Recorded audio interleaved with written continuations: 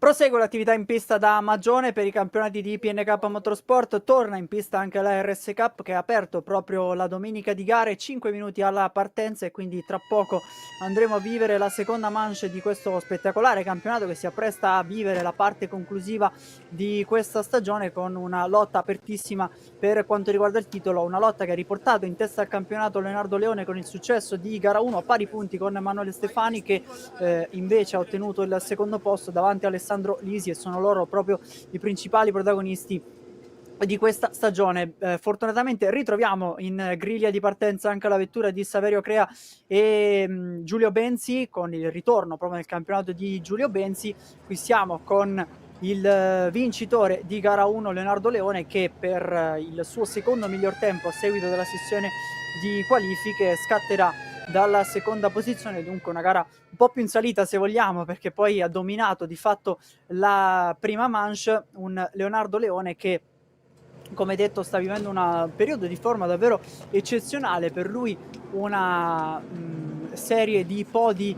consecutiva da weekend del Mugello con la vittoria in gara 1, poi ha sofferto un po' di gomme in gara 2, quindi vedremo se con temperature più alte rispetto alla mattinata vedrà anche qualche difficoltà aggiuntiva in questa seconda manche. Questa è la griglia di partenza, 25 minuti come vedete dalla grafica in sovrimpressione, Giulio Benzi e Leonardo Leone in prima fila, ci aspettano davvero fuochi d'artificio in questa gara, Pierluigi Sturla e Alessandro Lisi in seconda fila, quinta e sesta posizione per Davide Pezza, pilota appartenente alla categoria Under 25, Emanuele Stefani ancora una volta dalla sesta posizione, anzi addirittura settimo in gara 1 in partenza, poi Andrea Bonifazzi penalizzato per 10 secondi con partenza anticipata per gara 1 ma non gli ha cambiato la posizione di arrivo, sesto al traguardo. Ercole Cipolla scatterà dall'ottava casella, chiude in nona posizione Giovanni De Curtis poiché Onofre Mariella purtroppo non riuscirà a prendere il via di questa gara 2. Grande lavoro dunque per meccanici di Black Cars sulla vettura di Giulio Benzi e Saverio Crea, un ritorno sfortunato anche per quanto riguarda Saverio Crea che di fatto non ha nemmeno potuto prendere il via dopo il contatto subito in partenza che ha portato alla bandiera rossa e a una riprocedura di fatto della partenza per quanto riguarda la prima manche. 30 secondi, tra poco ci sarà il giro di formazione dei 2,5 km. Ripassiamo dunque anche quelle che sono le caratteristiche di un circuito particolarmente atipico rispetto al resto del calendario, un RS Cup che chiuderà la sua stagione a Misano, mentre in questo weekend c'è il finale di stagione del Master Tricolore Prototipi e dunque assegnerà di fatto il primo campione dei campionati di PNK Motorsport. Finale per quanto riguarda la RS Cup previsto il 16 di novembre, un campionato che però come detto è apertissimo e ancora può davvero avere diversi scenari, è tutto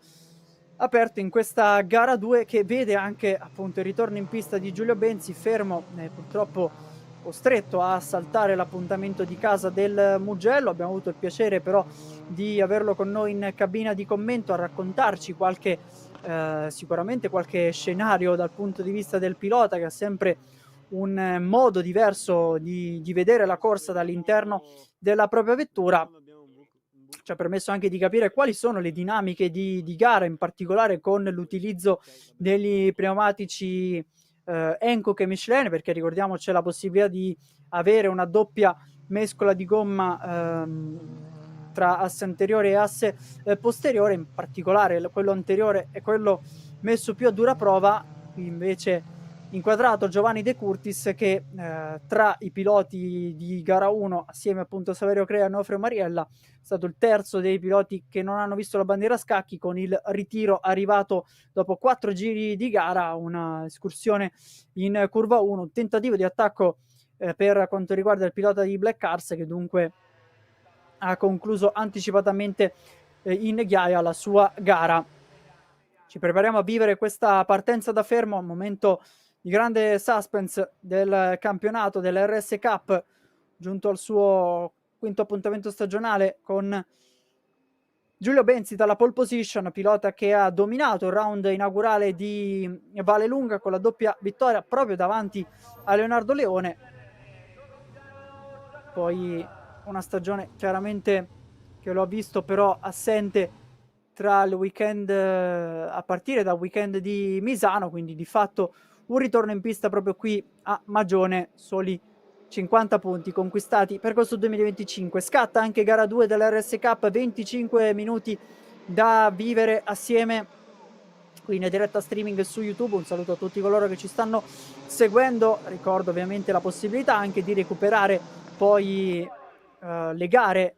per coloro che avessero perso magari qualche attimo cruciale della corsa. RS Cup che ha vissuto anche un weekend con un appuntamento, una prima manche spettacolare notturna nel weekend di Misano, una pista però dicevo piuttosto atipica, 11 curve, 7 a destra e 4 a sinistra, una carreggiata piuttosto ristretta, circa 11 metri per quanto riguarda l'ampiezza del tracciato, e soli 2,5 km che lo rendono il circuito più breve di tutto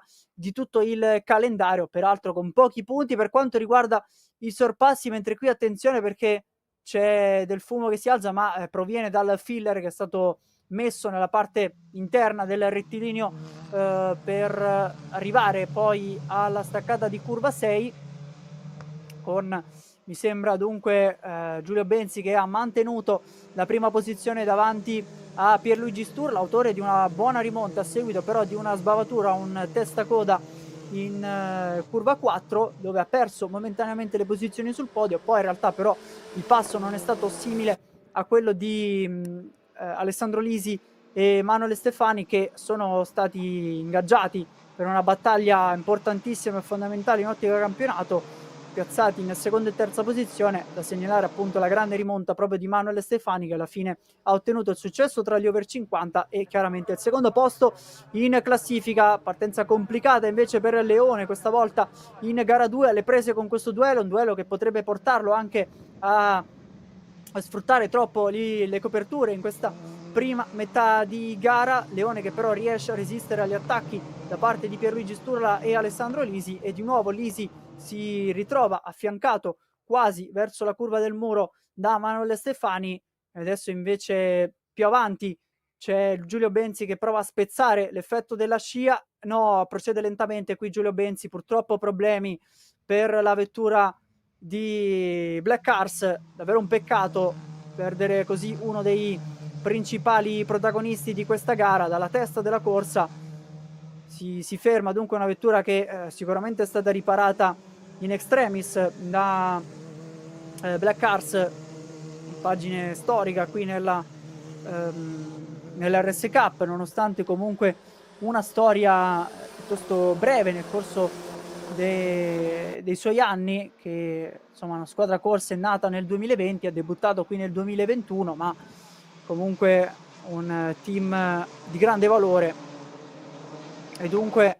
sale al comando nuovamente Leonardo Leone, che a questo punto vede anche un po' di margine di vantaggio sulla coppia composta da Pierluigi Sturla e Alessandro Lisi, che si stanno dando battaglia per il secondo gradino del podio. 1 secondo e 1 di vantaggio per Leone, almeno al termine dello scorso giro. Doppietta momentanea per quanto riguarda MC Motortecnica, ringraziato da parte di Opaggi, è ringraziato da parte di Leonardo Leone per avergli messo una vettura a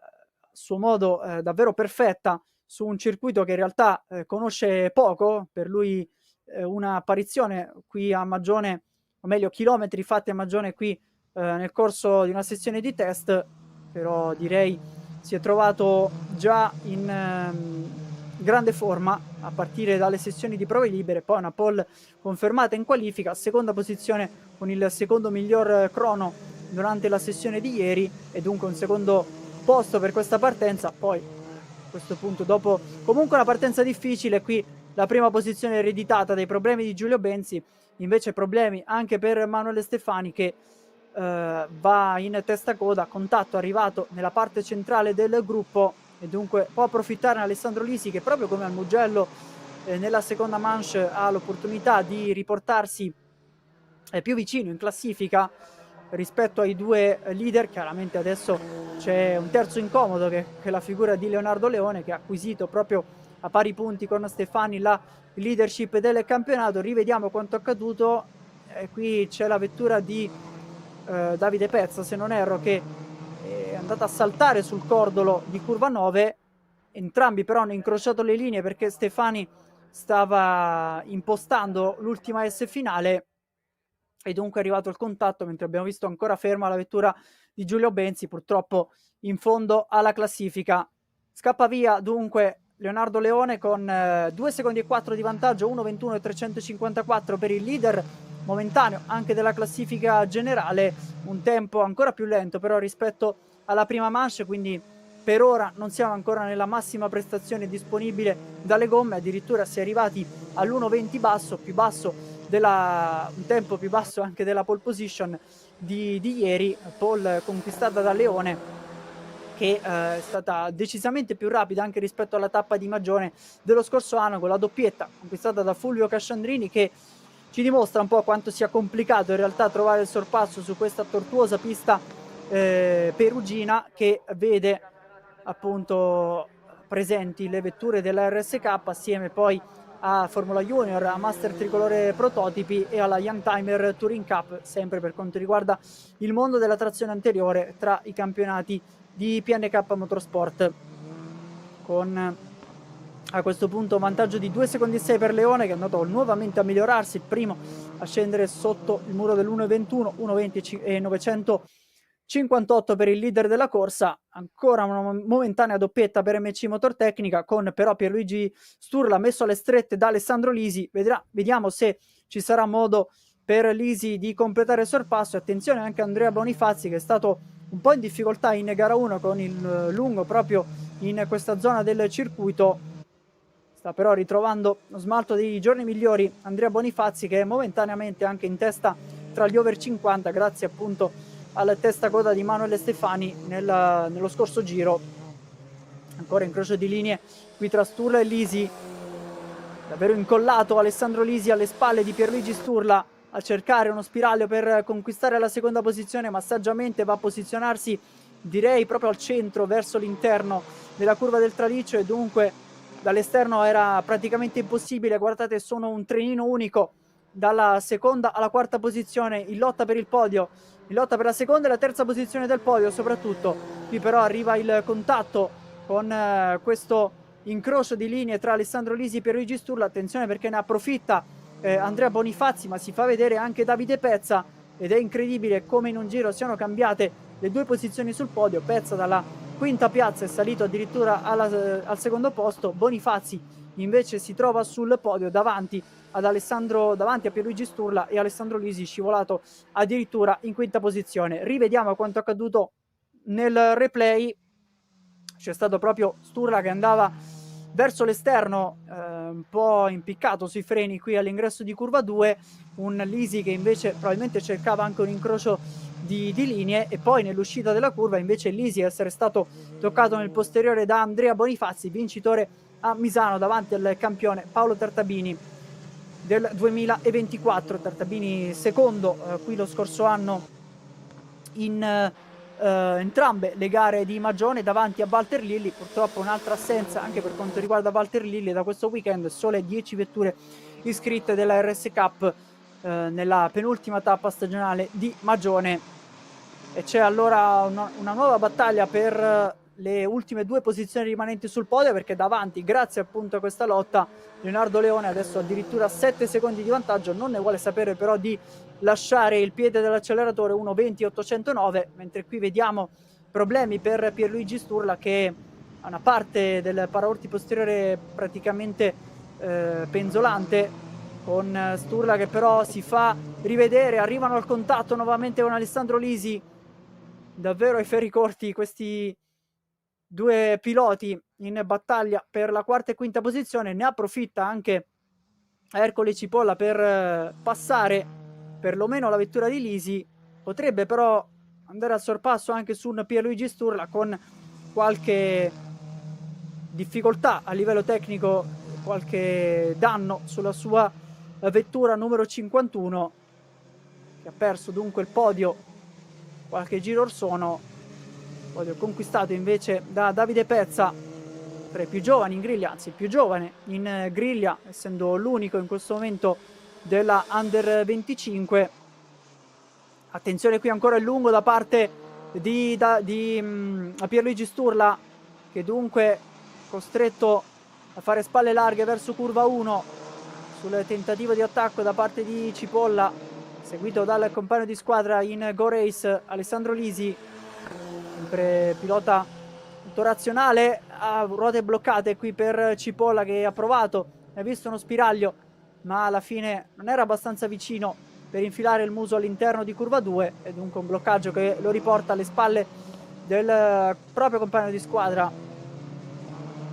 Approfittando di queste battaglie anche Giovanni De Curtis è ancora nel gruppo, mentre Stefani è ripartito in seguito al contatto, ma ha 15 secondi da recuperare rispetto a questo gruppetto. Dunque l'unica speranza probabilmente è quella di una safety car, andando a preservare un po' gli pneumatici in vista di questa parte finale di gara. Siamo già verso la conclusione della prima metà, a 14 minuti dal termine rispetto ai 25 previsti dal regolamento. Qualche danno in maniera però leggera anche per la vettura di Bonifazzi, che, attenzione, perché ci sono 10 secondi di penalità per partenza anticipata questa volta per Pierluigi Sturla, dunque ne può approfittare Alessandro Lisi per salire almeno in quarta posizione, ma chiaramente un sorpasso in pista gli permetterebbe di riavvicinarsi a una zona importante in ottica punti, ossia quella del podio, considerando anche quanto Davide Pezzi e Andrea Bonifazzi siano vicini in questa fase di gara. Davanti ha salutato la compagnia Leonardo Leone, che potrebbe addirittura completare la doppietta qui a Magione in vista dell'ultimo appuntamento di Misano da leader del campionato. Invece qui Bonifazzi prende tutta la scia sul rettilineo che porta al curvone, alla lunga sequenza di curve verso destra. Si fa vedere per un attimo, quasi anche cercare di indurre verso l'errore la vettura di Davide Pezza, con invece Pierluigi Sturla che con questi 10 secondi di penalità chiaramente si ritroverebbe anche alle spalle di Giovanni De Curtis. Forse adesso la possibilità di Stefani, con un ritmo un po' più elevato, di riportarsi almeno in una virtuale settima posizione, approfittando proprio della penalità di Sturla.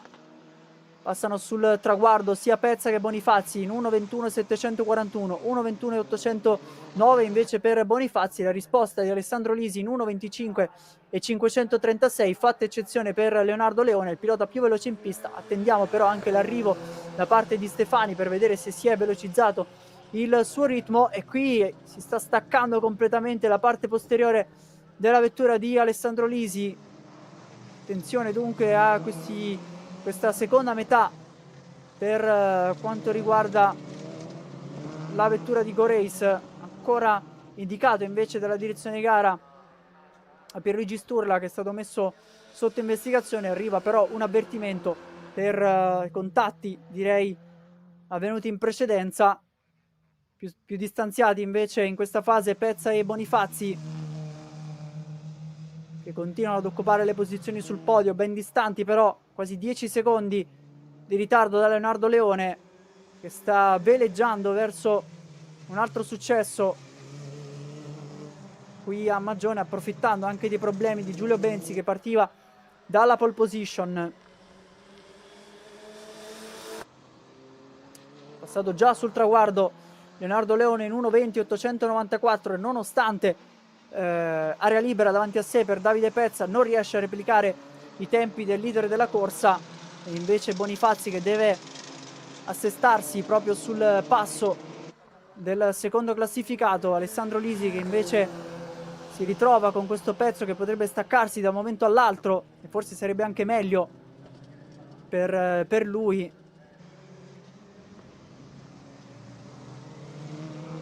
Seguito poi da Ercole Cipolla che ha ceduto la posizione a seguito di un bloccaggio e adesso viene attaccato anche da Giovanni De Curtis nella zona del Tornantino. Fa meno strada all'interno in percorrenza la vettura di Black Cars di Giovanni De Curtis rispetto alla livrea gialla di Ercole Cipolla. Ricordiamo poi per quanto riguarda la RS Cup, campionato che si appresta a vivere innanzitutto finale di stagione a Misano. Attenzione perché c'è l'errore di Pierluigi Sturla, ne approfitta Alessandro Lisi che aveva perso per un attimo anche il controllo della vettura, sono ancora però appaiati e c'è nuovamente il contatto con Cipolla che si riavvicina, ma vede davanti a sé questo delirio dalla vettura di Lisi che è costretta dunque a fermarsi ai box con l'indicazione della direzione gara. Bandiera nera col disco arancio per la vettura di Lisi, considerata dunque pericolosa in pista con questo pezzo che si stava davvero per staccare. Peraltro anche la vettura di Sturla, che ricordiamo avere anche 10 secondi di penalità, non si trova nelle migliori condizioni e dunque la possibilità in questo momento per Cipolla di trovarsi già in quarta posizione, perché ci sono 10 secondi da aggiungere al tempo finale di gara per Pierluigi Sturla. Dicevo invece in precedenza, in un momento forse di leggera calma per la prossima stagione, una RS Cup che si prepara a vivere una grande novità con l'ingresso anche della Clio di successiva generazione, la Clio 5, che abbiamo visto protagonista a Misano in una versione meno potente con un motore 1.3 turbo rispetto al 1.600 della Clio 4, una Clio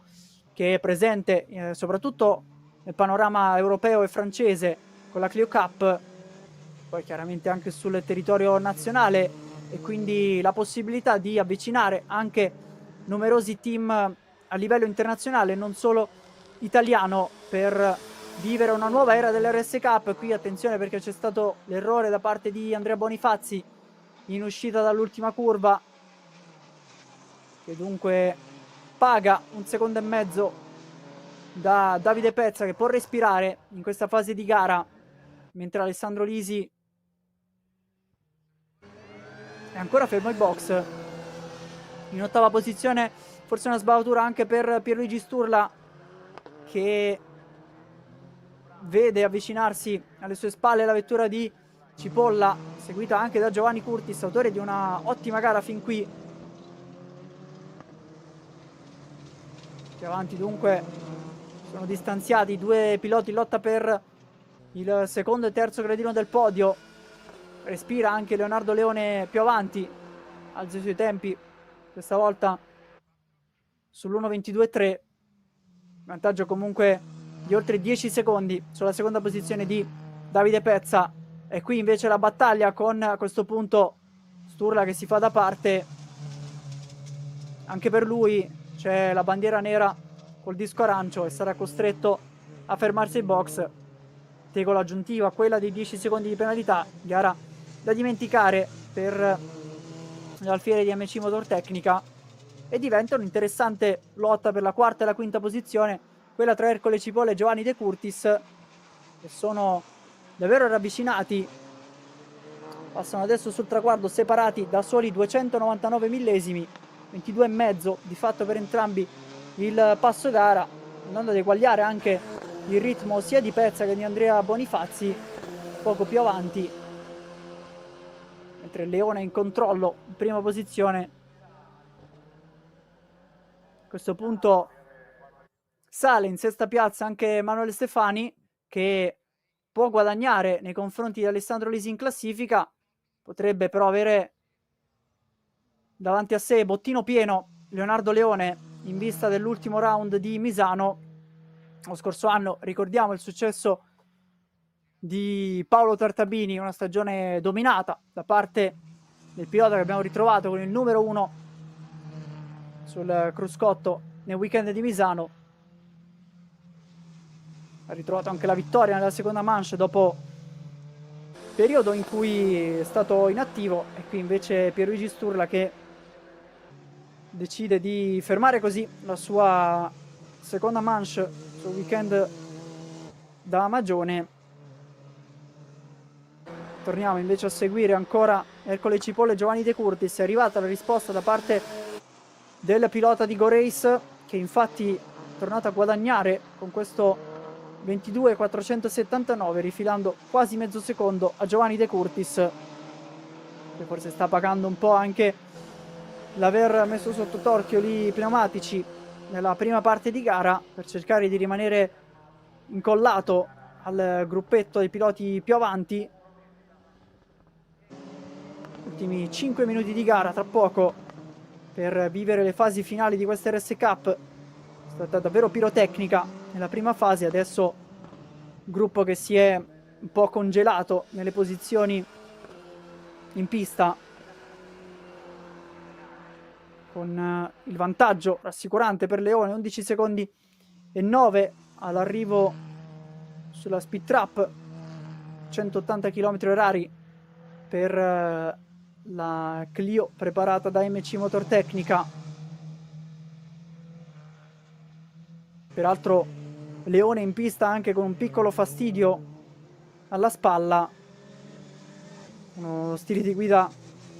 che ha dovuto adattare durante le sessioni di prove libere per sopperire proprio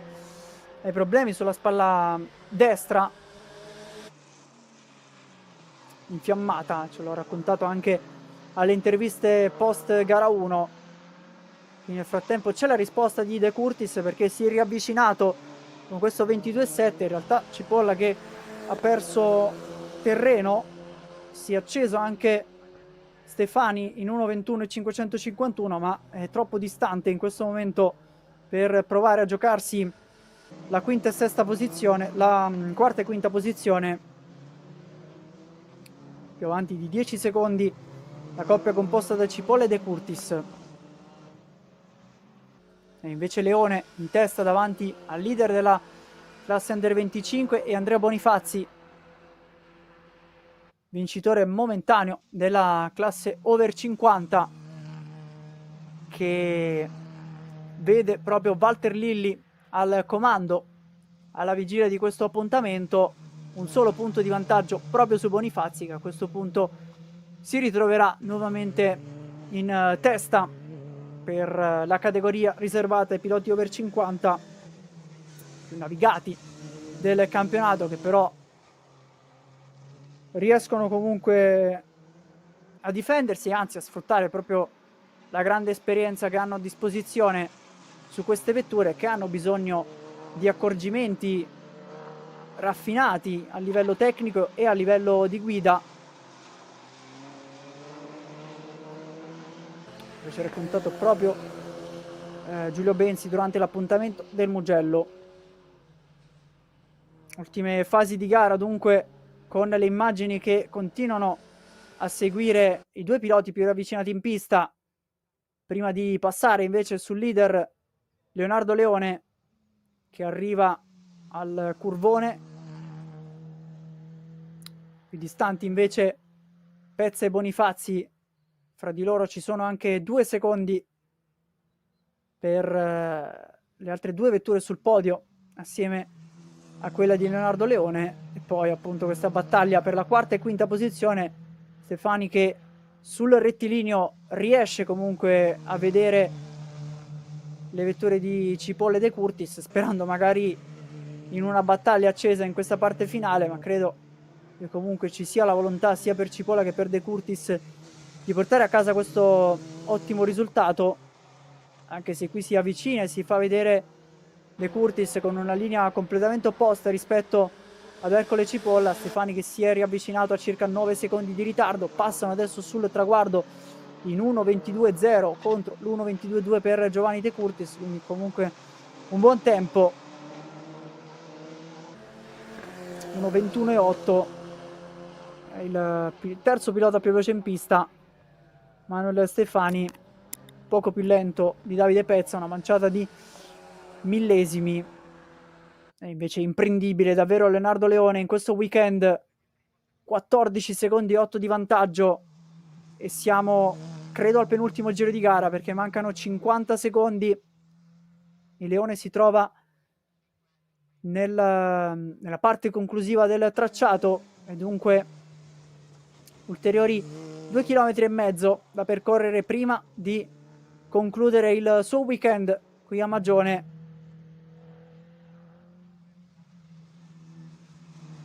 Si rimane ancora con le posizioni invariate anche tra Cipolle De Curtis,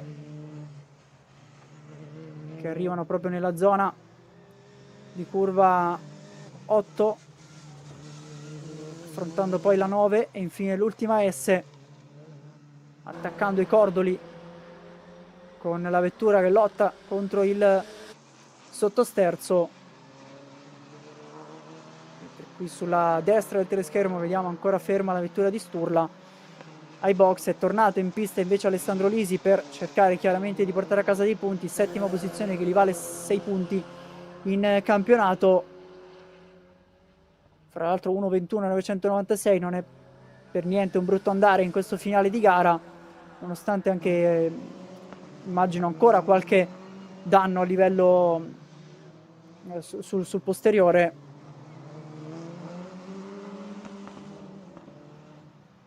Davanti invece Leonardo Leone si prepara a vivere questa parte finale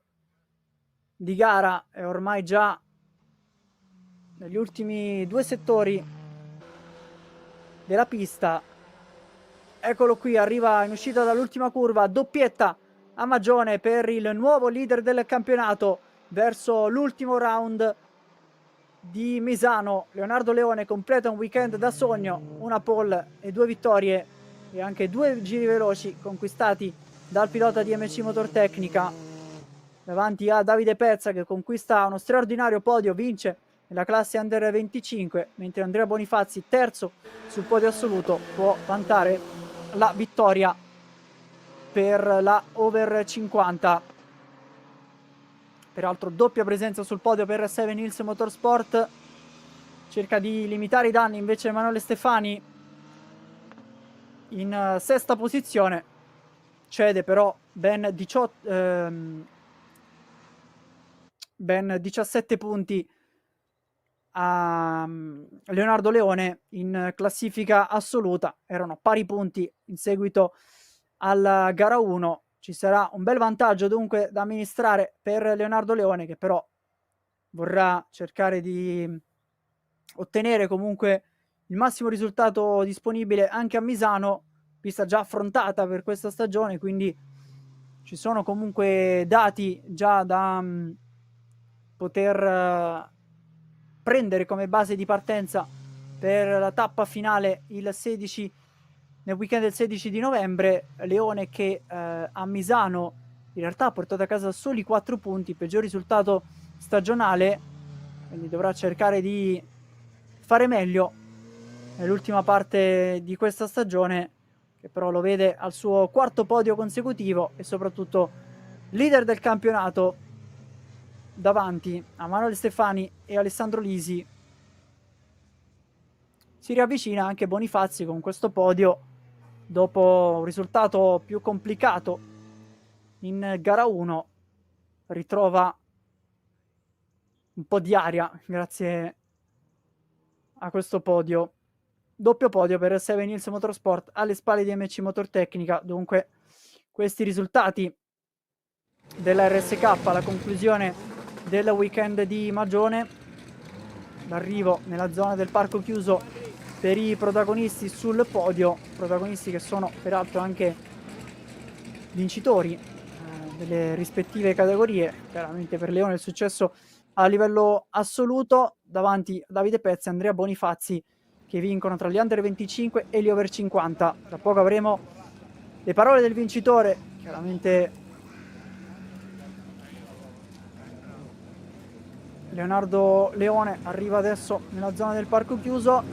Dovremo avere però gli highlights a breve per quanto riguarda l'RS Cup. Eccolo qui dunque, seconda manche conclusiva da Magione anche per l'RS Cup. Inizio subito col botto perché Giulio Benzi dalla prima posizione ha avuto un problema tecnico, peraltro contatti anche che hanno visto protagonista in testa coda Manuele Stefani, e questo contatto in particolare multiplo tra Pierluigi Sturla e Alessandro Lisi, più volte arrivati al contatto. Il bloccaggio invece per Ercole Cipolla, che ha dovuto cedere in un primo momento il passo a Alessandro Lisi, poi costretto ai box per una bandiera nera col disco arancio per la vettura numero 22, così come per la vettura 51 di Pierluigi Sturla. Salgono dunque sul podio Davide Pezza e Andrea Bonifazzi, che alla fine è costretto a cedere però i tentativi di attacco per la seconda posizione. Va a trionfare Leonardo Leone al secondo successo consecutivo, 4 podi di fila che lo portano in testa al campionato in vista dell'ultimo round da Misano. Piccola pausa per noi, rimanete però collegati con i campionati di PNK Motorsport qui da Magione.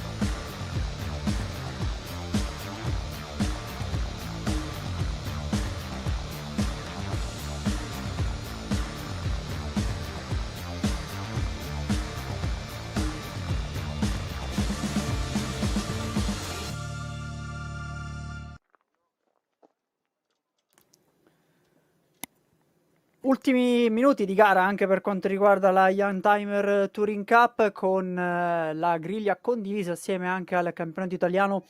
di velocità autoclassiche. La vittoria da parte del ritorno del campione qui inquadrato, eccolo, Federico Borret con la BMW M3, con la quale ha vinto non solo il campionato della Youngtimer Touring Cup dello scorso anno, ma anche la Coppa Italia Turismo, sempre appartenente all'interno della filiera dei campionati di PNK Motorsport. Parte il giro di ispezione per quanto riguarda la safety car lungo i 2,5 km del tracciato di Magione. Tra poco ci sarà invece il via del giro di formazione. Vedo però un buco creatosi all'interno, un vuoto nella zona proprio della griglia di partenza al fianco di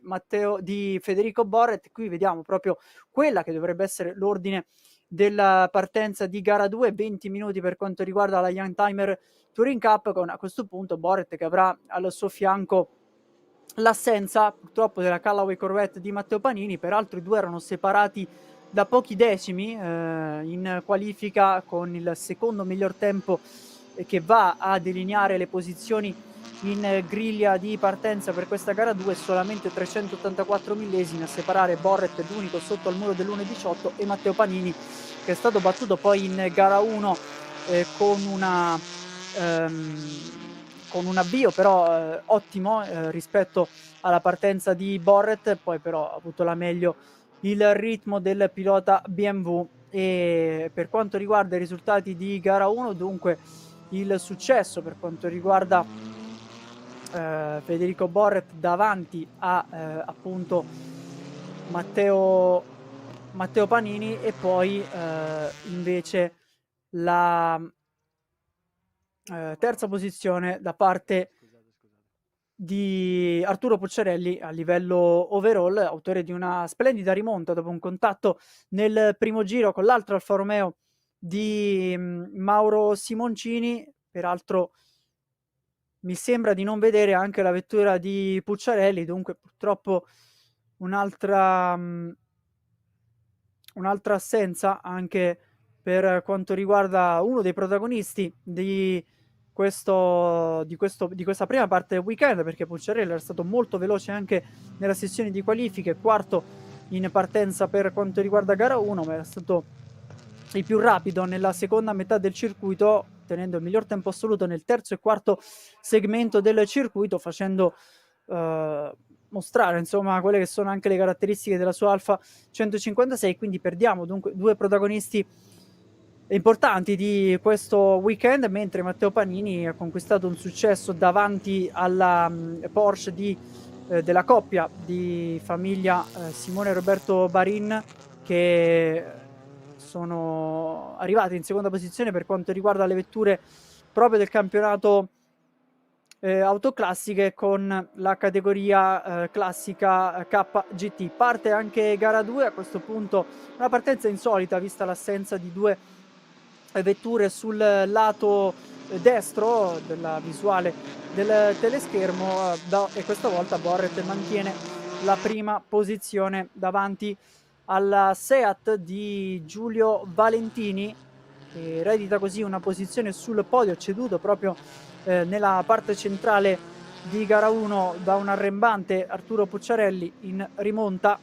Terza posizione troviamo questa volta sempre un'Alfa gestita dal Cesar Racing, ma la 147, che in realtà ha un motore leggermente più grande rispetto alla 156 di Pucciarelli, con Mauro Simoncini che si trova dunque in terza posizione davanti a Andrea Ronconi. Separato, Simoncini separa proprio le due Seat Leon Cup Racer, le due vetture che hanno corso in passato nel monomarca del costruttore iberico, vettura piuttosto versatile nelle sue caratteristiche, che si avvicina proprio al mondo turismo più moderno rispetto invece a questa BMW M3 di Borret, altra vettura con un motore più grande rispetto invece alla classe E1 2000 che vede in pista Maurizio Fumi, Arturo Pucciarelli, almeno nelle iscrizioni di questo weekend, e Rino De Luca e Camilo Piscin. Per quanto riguarda la Honda Civic Type R, attenzione però perché qui c'è il tentativo di attacco dato a buon fine addirittura dall'esterno di curva 1 per Andrea Tronconi, che porta in pista il numero 46 con un design non troppo lontano dal 46 di Valentino Rossi, perlomeno nella colorazione, che richiama anche la sua livrea dell'Alfa della Seat Leon, chiaramente, che è andato a superare adesso l'Alfa Romeo 147 di Mauro Simoncini. Dunque seconda e terza posizione per le due Leon Cup Racer, con 1 secondo e 2 a separare invece Federico Borret e Giulio Valentini. Prova a rispondere in questa prima fase di gara Valentini, non ci sta a lasciare scappare via subito Federico Borret, che chiaramente ha dominato gara 1 inossidabile, abbiamo definito anche alle interviste poi post gara 1, per un pilota davvero della grande esperienza, che ha avuto anche esperienza internazionale a livello internazionale con il mondo Porsche, con la Carrera Cup Germany all'inizio del nuovo millennio. E qui invece Giulio Valentini, che segue a 7 decimi, conquistando il giro veloce in questo primo passaggio veloce di fatto dopo una partenza sì lanciata, ma comunque con tempi che si sono andati ad abbassare notevolmente in questo secondo giro di gara. 1:19.854, il primo sotto il muro dell'1:20 Giulio Valentini, guadagnando 6 decimi in questo giro rispetto a Federico Borret, che sta carburando un po' come se fosse un diesel per questa inizio di gara, valutando anche quelle che sono chiaramente le condizioni delle gomme, che hanno bisogno di raggiungere temperatura, trovando appunto la mancanza delle termocoperte in questa serie, come direi nella totalità dei campionati di PNK Motorsport. Sta tutto al pilota la gestione del mezzo, in particolare con queste vetture che vanno a colmare quel vuoto lasciato tra il 1993 e il 2010, riportate in auge proprio dal 2024 da PNK Motorsport, con questa serie che va a celebrare un po' le vecchie glorie del mondo turismo, ed è un weekend questo di Magione storico per quanto riguarda la riproposizione delle vecchie glorie, dei vecchi cimeli di storia, con la presenza ovviamente del campionato italiano di velocità autostoriche, che sono un po' la parte precedente poi per quanto riguarda la produzione delle vetture rispetto a questa Youngtimer Touring Cup, che condivide la griglia con il campionato italiano invece autoclassiche, e la presenza poi vedremo in pista successivamente del Master Tricolore Prototipi, che chiuderà proprio la sua stagione 2025 qui a Magione e andrà ad incoronare il nuovo campione della categoria. Sembra di vedere una... No, non c'era una foratura per quanto riguarda Rino De Luca, semplicemente una scelta piuttosto estrema sulla campanatura della posteriore di sinistra della Honda Civic, in realtà di Camillo Piccine, perché Rino De Luca è stato impegnato nella prima parte di gara. Questa volta condividono la Civic Type R, entrambi protagonisti di grandi battaglie anche nel campionato italiano turismo, proprio con questa Honda Civic Type R, e poi anche con la Integra portata in pista da Piccine nel corso degli ultimi appuntamenti corsi qui nella Youngtimer Touring Cup. Questa volta invece vanno a dividersi l'impegno in pista tra gara 1 e gara 2, con questi 20 minuti di manche per quanto riguarda la Youngtimer Touring Cup, con campionato che dunque arriva quasi alla conclusione della sua stagione, campionato che si chiuderà a Misano il 26 di ottobre, e vedremo dunque chi sarà anche il campione di questa stagione 2025. Tanto si è riavvicinato alla vettura di Giulio Valentini Andrea Tronconi, e dunque c'è battaglia per il secondo e terzo gradino del podio, una battaglia che vale anche il successo di categoria tra le Leon Cup Racer, con Valentini che ha avuto la meglio in gara 1 su Andrea Tronconi, quarta e quinta posizione se non erro al traguardo finale per la coppia che ha preceduto proprio Mauro Simoncini, protagonista della rimonta assieme a Arturo Pucciarelli e allo stesso Tronconi, che comunque era rimasto bloccato proprio nel contatto che c'era stato in gara 1. Ne approfitta per allungare Federico Borret in 1.19.322, si è ripreso anche il giro veloce, non troppo distante però dai tempi di Giulio Valentini, che comunque sta portando a casa per ora un risultato eccezionale con questa seconda posizione e vittoria di classe. Deve cercare però di resistere nei confronti di Andrea Tronconi in questa ultima parte di gara. Ci avviciniamo alla conclusione, al giro di boa di questa seconda manche della Youngtimer Touring Cup, con Mauro Simoncini che rimane vigile invece alle spalle del podio con l'Alfa 147 preparata dal Sesa Racing. Probabilmente anche una fase un po' di calma questa per Federico Borret, con comunque 5 secondi e 6 di vantaggio. Adesso è tornato a spingere perché in questo giro ha già guadagnato 1 secondo e 7 su Giulio Valentini, che vediamo anche la livrea di Mauro Simoncini con l'ispirazione arrivata direttamente da Sonic, che cerca di dargli qualche cavallo in più e una velocità che contraddistingue personaggio animato. Lungo però per Simoncini in uscita dall'ultima curva, ultima S, la curva 10-11 che riporta poi i piloti sul rettino principale verso invece la staccata della curva del traliccio, la curva un po' principale per quanto riguarda uno spot per il sorpasso. Poi si entra in questo toboga del primo settore fino a questa rapida sequenza che in realtà poi porta alla curva più lenta, quella del tornantino. Si torna sul gas per un breve tratto prima di affrontare la curva del muro. Fondamentale qui l'uscita perché c'è questo allungo fino alla zona del curvone,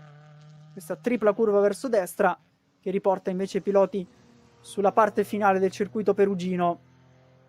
tracciato inaugurato nel 1973, nei suoi primi 6 anni a gestione di fatto da parte dei personaggi che hanno avuto l'idea di far nascere insomma questo autodromo, con poi il passaggio e il cambio anche di nome a partire dal 79 in Autodromo dell'Umbria, intitolato anche a Mario Umberto Borzacchini. Abbiamo detto anche in apertura questa mattina,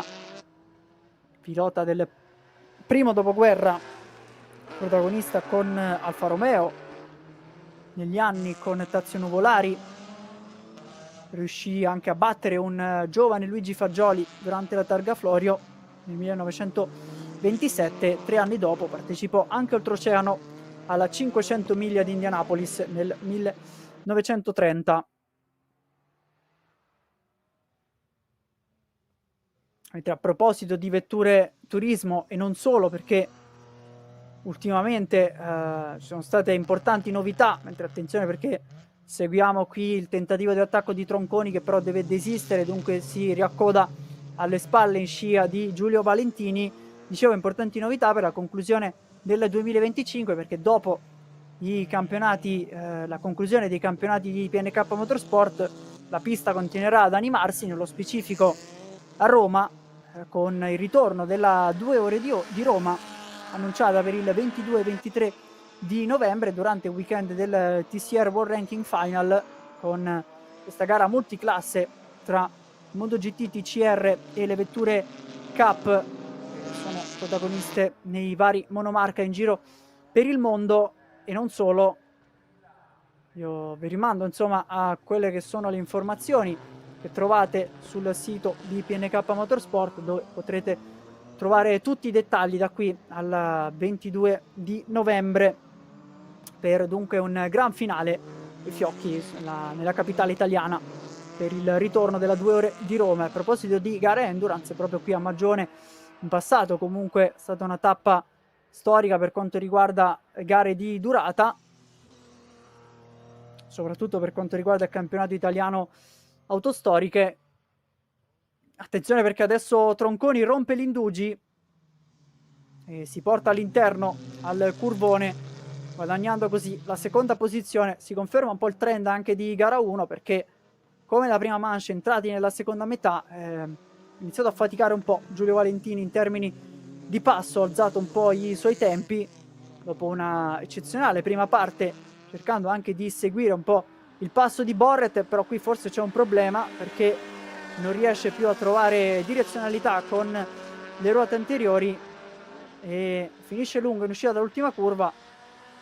Sì, completamente divelta la sua ruota, forse c'è stato un contatto in precedenza che non abbiamo visto. Eccola qui la parte dell'anteriore destra con purtroppo Giulio Valentini adesso costretto, direi, a parcheggiare la sua Seat Leon Cup Racer, e invece torniamo nella zona del rettifilo del muro con Roberto Barin che ha preso il posto di Simone per la seconda manche. Coppia, la famiglia ticinese a bordo della Porsche, un po' più in difficoltà rispetto alle uscite che abbiamo avuto nel 2025, più vicini alla vettura di Matteo Panini, assente però da questa seconda manche, in sesta posizione assoluta, alle spalle proprio di Giulio Valentini. Tra poco ovviamente ci sarà il sorpasso con la vettura di Valentini ferma sul rettilineo principale. Qui invece bloccaggio della posteriore di sinistra per quanto riguarda Simoncini, che però ha iniziato ad accelerare sul ritmo perché si è riavvicinato ad Andrea Tronconi una volta conquistato anche il podio. Un regalo grazie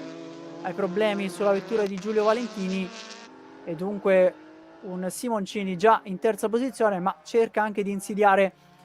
la seconda piazza di Andrea Tronconi. 1.19 e 462, il miglior giro in questo momento personale di Mauro Simoncini, registrato proprio in questo passaggio con quasi un secondo guadagnato rispetto a Tronconi. Continua a gestire davanti Federico Borret con 10 secondi invece di margine, più distanziato Camillo Piccin, che comunque ritrova anche una buona quarta posizione a livello assoluto,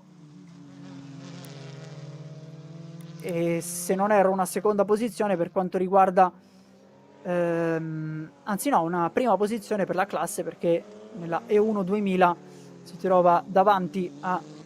la coppia composta da Maurizio Fumi e Antonino Porto sulla Clio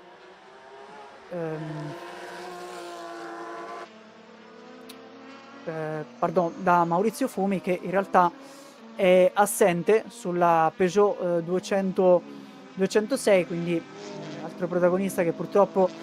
non abbiamo in questo finale di weekend da Magione. Rimane invece in seconda posizione Andrea Tronconi davanti a Mauro Simoncini, che vanno al doppiaggio di Roberto Barin sulla Porsche 996 GT3, appartenente proprio alla sezione delle classiche del campionato italiano, assieme a Matteo Panini. Davvero vicino però in questa fase Mauro Simoncini, in uscita dalla curva del muro, va infatti a difendere la traiettoria più all'interno, la teleobiettivo schiaccia qui sul rettilineo. Arriviamo però in staccata poi del curvone con ancora un piccolo margine di sicurezza per Andrea Tronconi su Mauro Simoncini, che cerca di mettere pressione alla pilota che occupa la seconda posizione. Davanti invece Borret torna sul traguardo in 1.18.8, che è un tempo inarrivabile per questi due che si stanno giocando il secondo e terzo gradino del podio. Dunque una sorta di amministrazione ad elastico per Federico Borret, che permette insomma alla sua vettura di respirare e poi invece abbassare nuovamente i suoi tempi, alzando il ritmo. grande esperienza per Federico Borret, una grande conoscenza anche di questa vettura. Vediamo invece interpretazioni diverse nelle linee del primo settore per Andrea Tronconi e Mauro Simoncini, distanziati da soli 489 millesimi. Tornato a guadagnare Simoncini in 1.20.0 l'ultimo giro, proprio 3 decimi guadagnati su Andrea Tronconi. Sono però sempre troppo distanti qui al curvone e soprattutto non è facile trovare lo spiraglio in una zona dove in realtà si va poco sui freni, c'è tanta percorrenza curva, velocità elevate in questo tratto del terzo settore e poi si torna nella parte finale dove non si può di fatto trovare uno spiraglio, la parte del circuito monotraiettoria, e nonostante una velocità leggermente migliore alla speed trap per Mauro Simoncini, 202 km/h contro i 199 di Andrea Tronconi, non riesce a beneficiare di questo effetto scia offerto dalla Seat di Tronconi, che dunque prova a difendere in questi ultimi 2 minuti di gara la seconda posizione davanti a Simoncini, che si fa vedere, sembra nettamente più rapido nella prima parte del circuito Simoncini, dove però non riesce ad infilare il muso della sua Alfa 147 e arriva qui in uscita dalla curva del muro, dove Tronconi, grazie comunque a una buona accelerazione, ha un buon vantaggio su Simoncini, che si fa vedere ancora ma non riesce a portare a casa l'attacco.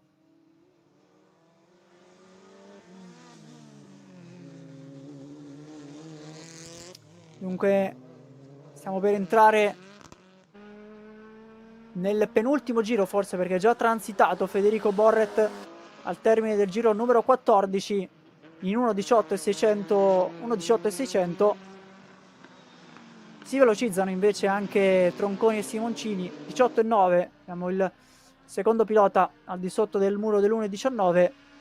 Andrea Tronconi, che cerca di rispondere così ai tentativi di attacco di Mauro Simoncini.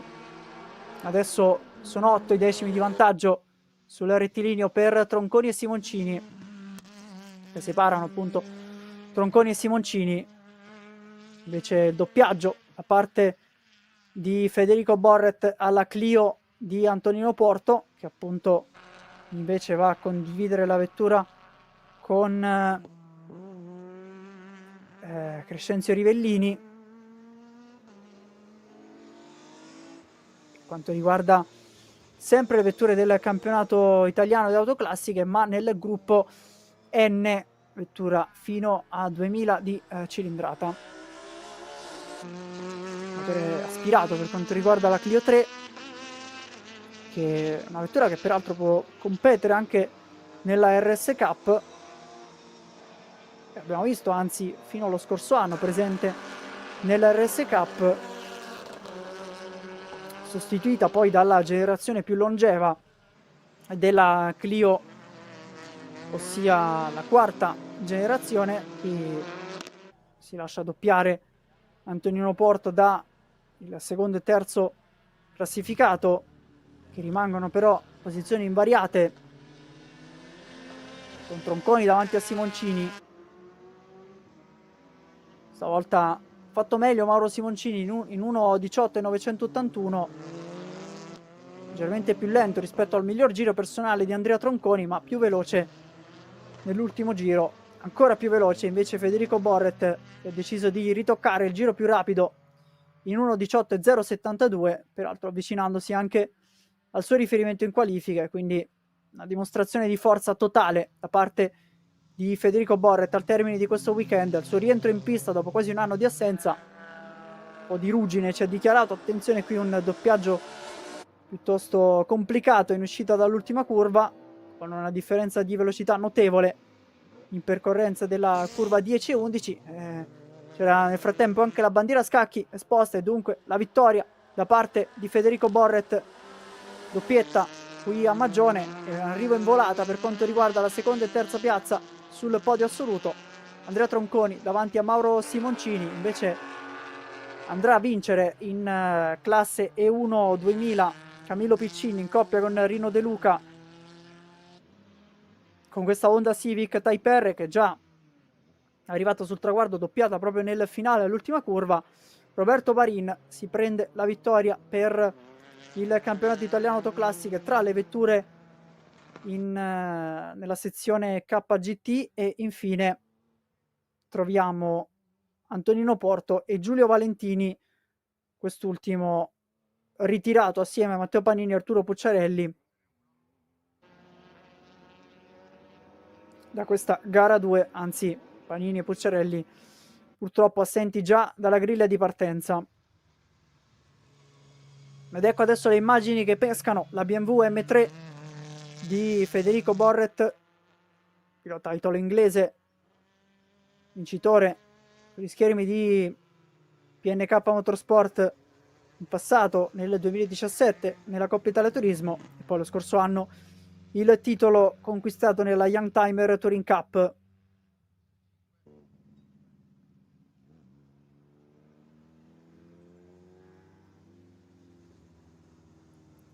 Ed ecco invece la seconda posizione di Andrea Tronconi,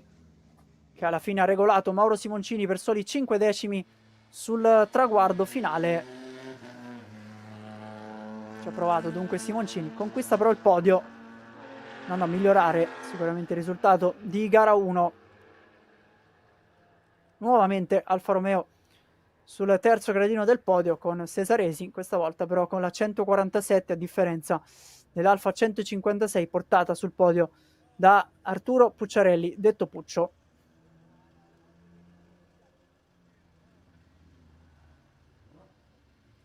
Arrivano adesso nella zona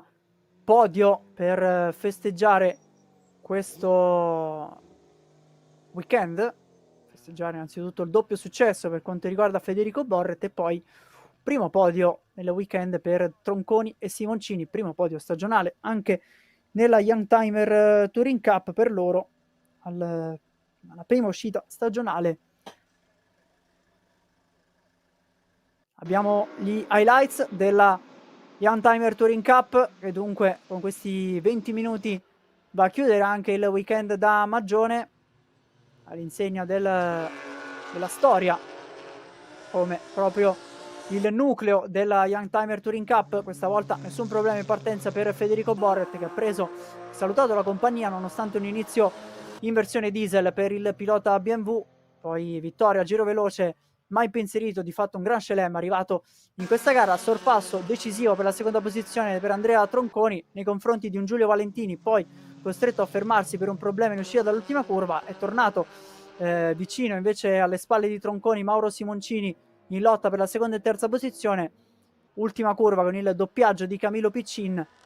ma soprattutto posizioni invariate tra Andrea Tronconi e Mauro Simoncini per il podio finale della Youngtimer Touring Cup qui da Magione. Abbiamo ancora una piccola pausa, torniamo tra poco con il Master Tricolore Prototipi.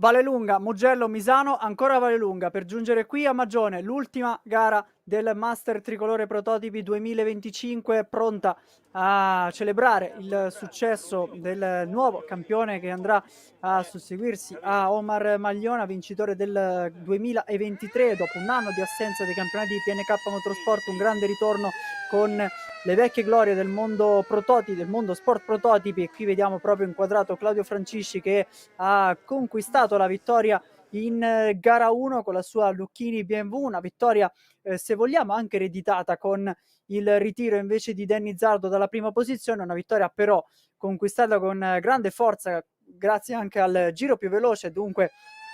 andando a decretare una gara davvero perfetta per il pilota numero 36. Alle sue spalle Francesco Turizio, che ha cercato in qualche modo di guadagnare in classifica nei confronti di Cosimo Rea, che è stato autore invece di una straordinaria gara dall'ultima posizione in griglia di partenza a seguito di problemi a livello tecnico in qualifica che non gli hanno permesso di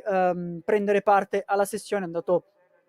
contro le barriere durante le prove libere e ci ha raccontato anche quanto sia stato fatto lavoro dalla Tramonti Corse per portare i pezzi di ricambio subito qui a Magione, che hanno permesso a Cosimo Rea dunque di onorare il campionato, lui che chiaramente è leader della classifica. Abbiamo visto in pit lane una delle due Chevron presenti in griglia di partenza, una griglia di partenza piuttosto anomala in questa fase. Rivediamo in sovraimpressione quello che dovrebbe essere lo schieramento di partenza con Danny Zardo, Claudio Francisci, Francesco Durizio, Silvio Alberti, poi Alberto Zoli, Giovanni Buganza, Santi De Filippis, infine Franco Palandri e Cosimo Rea, ma dal lato delle posizioni dispari abbiamo solamente la vettura di Cosimo Rea, che dunque avrà strada libera di fatto davanti a sé per cercare di riportarsi subito in zona podio, un podio conquistato per quanto riguarda Danny Zardo con un successo assieme a Giovanni Ambroso nel campionato italiano autostoriche, successo anche per quanto riguarda Giovanni Buganza e Alberto Zoli, quindi nel loro duplice impegno in questo momento abbiamo credo Giovanni Buganza in pista, sì, confermo, con la Chevron, una delle due Chevron portate in pista proprio dalla coppia che invece condivide condivide la vettura del campionato italiano autostoriche. E qui dunque parte il giro di formazione, un teatro perfetto per quanto riguarda l'ultima gara del campionato, del ritorno del Master Tricolore Prototipi nella filiera dei campionati di PNK Motorsport, una tappa questa proprio dedicata nell'Historic Racing Weekend alle vecchie glorie, non solo chiaramente del Master Tricolore Prototipi, ma anche a livello turismo, e poi con la varietà della griglia del campionato italiano di velocità autostoriche, che continua appunto e continuerà anche nella tappa di Misano, sempre assieme ai campionati proprio della gestione di Sergio Peroni. Giro di formazione dunque di questi 2,5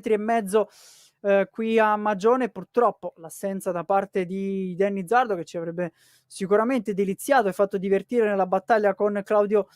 Francisci. Una pole position dunque per quanto riguarda il pilota che ha vinto anche in gara 1 con la Lucchini BMW davanti invece alla Osella di Francesco Turizio. Quale modo migliore proprio per celebrare e onorare il marchio fondato da Enzo Osella, che purtroppo ci ha lasciato nella giornata del 27 settembre scorso. Peraltro, proprio parlando di Danny Zardo, un pilota che nel corso della sua storia è stato anche pilota ufficiale proprio del marchio Osella nel 2003, oltre ad essere campione,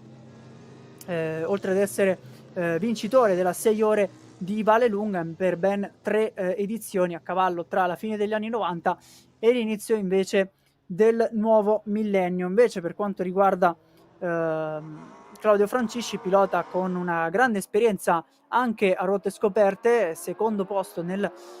1970 nella Formula 3 italiana. Parte dunque questa gara 2 con una griglia piuttosto decimata, ma che speriamo possa farci divertire comunque nell'ultima manche stagionale. Subito uno spunto eccezionale da parte di Cosimo Rea per cercare dunque di onorare anche il titolo, a questo punto messo in cassaforte grazie anche all'assenza di Francesco Turizio da questa seconda manche. Subito dal fondo dello schieramento a portarsi in seconda posizione. Vedremo se cercherà di azzardare qualcosa in più, nonostante dei problemi ai freni accusati dopo gara 1 che non gli hanno permesso di spingere al meglio, ma comunque con un ritmo non troppo distante da quello messo in scena da parte di Claudio Francisci, e sono subito vicini a soli 269 millesimi Cosimo Rea, che ha preceduto invece nel round nella tappa di Vallelunga proprio Francisci, che ha chiuso sul terzo gradino del podio entrambe le manche, arrivato però qui in gran forma sul tracciato di Magione, un tracciato che gli ha regalato anche il successo nell'ultima edizione corsa qui del Master Tricolore Prototipi sul tracciato perugino nel 2021, nello specifico nella prima manche proprio partendo dalla pole position, quindi proverà sicuramente a fare meglio in questa edizione 2025 con una doppietta. Gara 2 invece era andata nelle mani di Roberto Del Castello, un successo molto emozionante, quello 11 anni dopo il suo ritorno in macchina su un prototipo davanti a Ranieri Randaccio e al debutto di Omar Magliona, che poi andò a conquistarsi il titolo del 2023. Qui inquadrato Franco Palandri con la Breda, bellissima Breda con la livrea direi ben visibile grazie a questo giallo appariscente con il numero 30 a bordo, al momento in quinta posizione davanti a Santi De Filippis. Vediamo se una delle due chevron, anzi la seconda chevron, riuscirà a tornare in pista. Al momento abbiamo proprio Palandri alle spalle della vettura di Buganza, c'è anche Silvio Alberti momentaneamente sul podio, anche la chance per Alberti di salire in zona podio, quarto al traguardo di gara 1 con la Wolf Thunder, vettura protagonista anche nel campionato italiano Sport Prototipi in passato. Dunque un primo giro di gara completato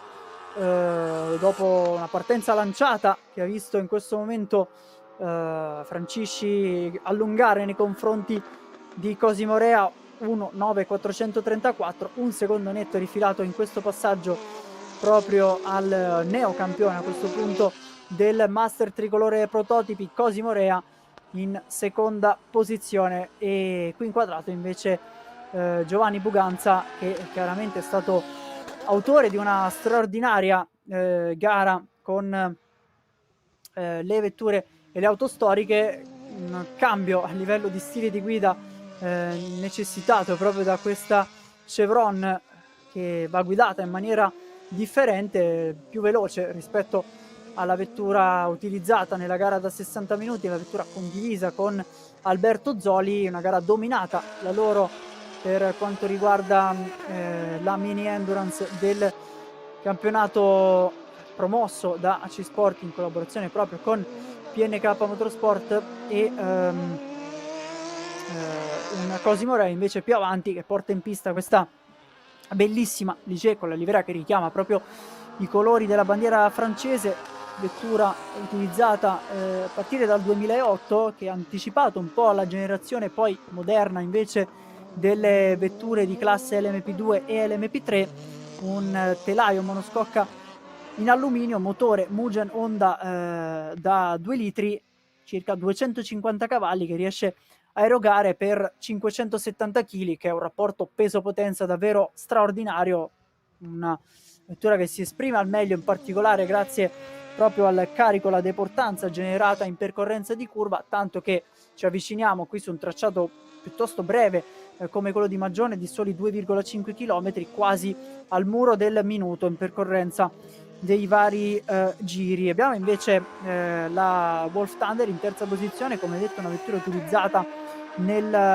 campionato italiano Sport Prototipi dal 2018, quindi decisamente più recente rispetto al resto delle vetture, ma abbiamo avuto modo di apprezzare anche al Mugello la Ligier di vecchia generazione per quanto riguarda le LMP3, che hanno una caratteristica decisamente opposta rispetto per esempio ai prototipi invece aperti che troviamo in pista. In questo caso monoscocca in carbonio per il telaio della Wolf Thunder, motore derivato dalle due ruote dall'Aprilia RS V4, anche in questo caso una caratteristica principale centrale, quella del rapporto peso-potenza, 378 kg per 220 cavalli, dunque oltre la metà della potenza in meno rispetto alla Ligier di Cosimo Rea, ma anche 200 kg in meno rispetto, anzi no, pochi cavalli in meno, pardon, della Ligier di Cosimo Rea, 250 contro i 220, ma 200 kg in meno nel peso rispetto alla Ligier in seconda posizione. Invece la Lucchini, marchio storico di Giorgio Lucchini, che peraltro proprio a livello del campionato italiano di sport prototipi vanta il record di successi tra i costruttori, questa Lucchini nello specifico con motore BMW per Claudio Francisci, che ha debuttato proprio nel weekend di casa scorso a Vallelunga, la seconda riproposizione della tappa di Vallelunga, l'unico circuito che è andato a raddoppiarsi nell'impegno di questo calendario 2025. Nel frattempo però abbiamo una prima sentenza di questa prima parte di gara, perché dopo un inizio in grande spolvero per Cosimo Rea, adesso il pilota Ligier si è dovuto arrendere a questo passo incredibile di Claudio Francisci. 1.9.7 continua a martellare sotto l'1.10, rimane costante anche Cosimo Rea, vedremo se poi ci saranno comunque ulteriori problemi ai freni per il pilota della Tramonti Corse, e un distacco che sale a 5 secondi e 1 al termine del terzo riferimento cronometrico del circuito di Magione. Qui inquadrato invece Santi De Filippis, appena doppiato in precedenza da Francisci, in sesta posizione, con appunto l'assenza di Danny Zardo, Francesco Utilizio e Alberto Zoli dalla griglia di partenza. Completa il giro De Filippis anche in questo caso, una livrea diversa dalla Ligier di Cosimo Rea, ma in realtà parliamo sempre di una vettura del marchio francese. E qui invece la Chevron, che si caratterizza proprio per il suo abitacolo coperto, a differenza invece dei prototipi, una Chevron che fa parte anche della suddivisione ulteriore della classe storica, nella Historic, che proprio vede Giovanni Buganza in testa al campionato. Lui ha già conquistato il titolo proprio durante gara 1 e dunque potrà anche lui celebrare, onorare questo trionfo nella classe storica davanti a Franco Palandri e Alberto Zoli. Peraltro per Zoli, se non ero, un cambio anche di vettura nel corso di questa stagione, o meglio per Buganza un cambio di vettura nel corso di questa stagione, mentre Alberto Zoli sin dall'inizio è stato presente proprio con la Chevron. Affronta adesso la zona del Tornantino di curva 3 e 4 per arrivare alla curva del muro, seguito proprio da Claudio Francisci, che tra poco infatti arriverà al doppiaggio di Giovanni Buganza in quarta posizione. Testa la corsa invece ancora con l'1.9.845 per il leader incontrastato di questo weekend, dopo la resa forzata di Danny Zardo. Cosimo Rea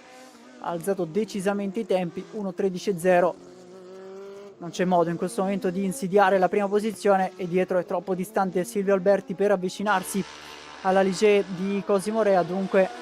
c'è solamente da portare a termine la corsa. Dopo il grande lavoro fatto da Tramonti Corse arriva proprio il doppiaggio nei confronti di Giovanni Buganza sul rettilineo principale, quando stiamo per avvicinarci alla seconda metà di gara, che andrà dunque a chiudere, a calare il sipario su questa stagione 2025 del Master Tricolore Prototipi, con Francisci che, come detto, pilota di Roma, classe 44 per pilota che porta in pista la Lucchini BMW. Un feeling speciale, direi questo, con il tracciato a circa 20 km dal circuito, dalla città di Perugia, pista che si è caratterizzata subito negli anni 70 per la sua breve distanza rispetto agli autodromi invece solitamente più rinnovati, ma comunque un circuito che permette ai piloti di esprimere la propria sensibilità di guida grazie proprio ai tratti più guidati, che vanno anche ad essere diversificati tra un primo settore decisamente più lento rispetto invece a questa zona che sta affrontando Silvio Alberti e Santi De Filippis, più rapida, un po' da pelo in gergo da affrontare, in particolare con queste vetture che possono beneficiare anche di un carico aerodinamico piuttosto importante. E adesso entriamo negli ultimi 8 minuti e 30 di gara, con Francisci che ha un vantaggio di oltre 10 secondi, 11,8 per la precisione al passaggio proprio allo speed trap, che vede la vettura, la Lucchini di Francisci, con una velocità registrata di 226 km/h contro i 221 invece di Cosimo Rea. Invece una differenza sostanziale rispetto a Silvio Alberti, che chiaramente ha dalla sua la possibilità di conquistare anche il successo di classe, essendo anche l'unica vettura Wolf Thunder presente in pista. La differenza con quei cavalli in meno che si fanno sentire negli allunghi, soli 203 km/h come velocità di punta, e poi le vetture più storiche come quella di Giovanni Buganza e Franco Palandri, che arrivano a sfiorare i 200 orari verso quella che è il tratto di curva 6. Chiaramente un'evoluzione tecnologica che poi si è fatta sentire anche in termini aerodinamici, e quindi comunque una vettura come quella di Cosimo Rea che può beneficiare non solo di un motore piuttosto potente, ma anche di un buon assetto improntato a terra. Qui vediamo la parte posteriore della vettura di Francisci con il diffusore visibile, chiaramente non marcato come le vetture che troviamo oggi, in particolare poi anche sulle monoposto, ma comunque un importante studio a livello aerodinamico. Bandiera blu qui esposta per Palandri e per Santi De Filippis, o meglio nello specifico per Santi De Filippis. Tra poco però ci sarà anche per quanto riguarda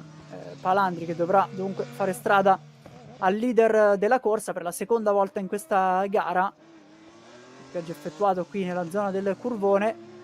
da parte di Claudio Francisci. Bello vedere anche come poi i piloti sono posizionati all'interno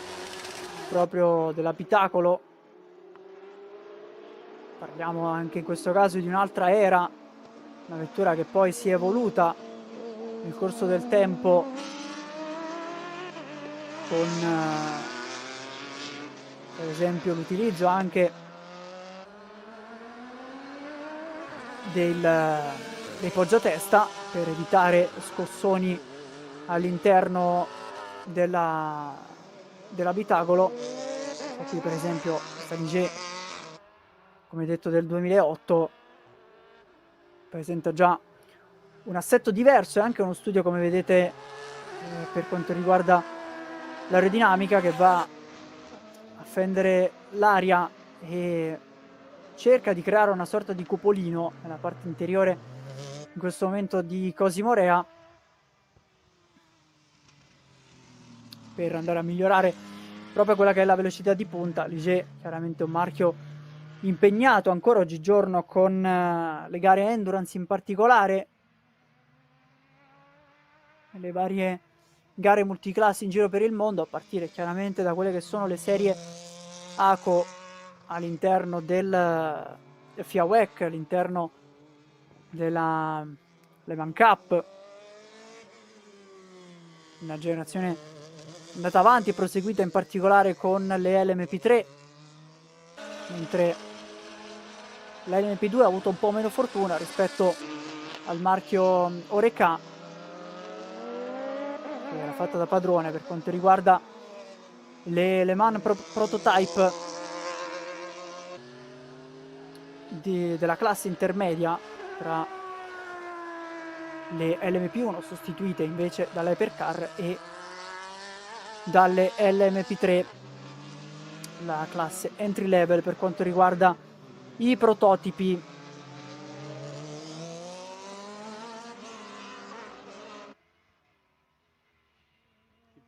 Tre minuti e 47 al termine, ci avviciniamo a questa conclusione del campionato 2025 del Master Tricolore Prototipi, con Cosimo Rea che viene cercato dalle immagini, lui assoluto protagonista di questa stagione, iniziata al meglio con la doppietta Vallelunga, meno presenze in quel caso, ma una vittoria fondamentale poi in ottica campionato, ha dominato su un circuito che poi ha dichiarato anche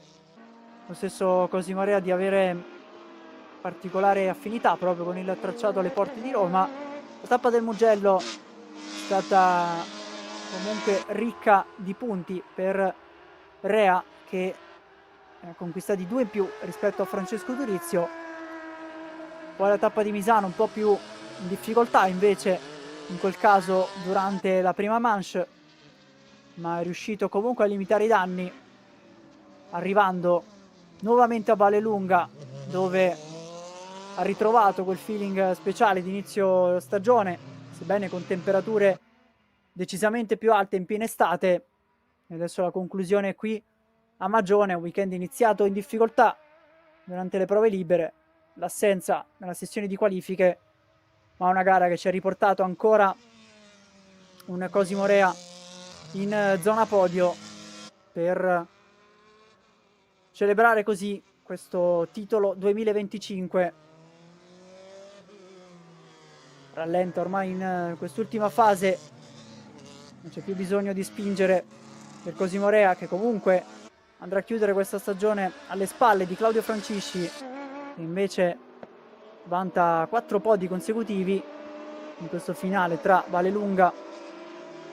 e Magione. Aspettiamo chiaramente a parlare perché mancano ancora 1 minuto e 45, ma sappiamo che tutto può accadere, in particolare con mezzi storici dove bisogna praticamente sussurrare giro dopo giro alla propria vettura. Ed eccolo qui il leader della corsa con un casco full black che si abbina anche alla livrea portata in pista da Claudio Francisci, 1:11.267, ha alzato i tempi anche il leader della corsa, che si sta avvicinando a in questo momento al penultimo giro di gara, perché è già iniziato la percorrenza di questi 2,5 km percorsi in poco più di 1 minuto, e dunque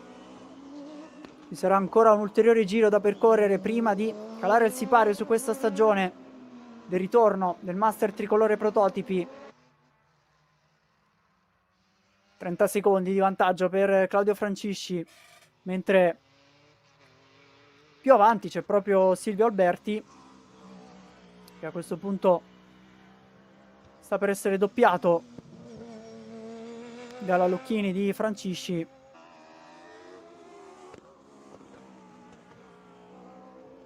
Mentre Buganza è in testa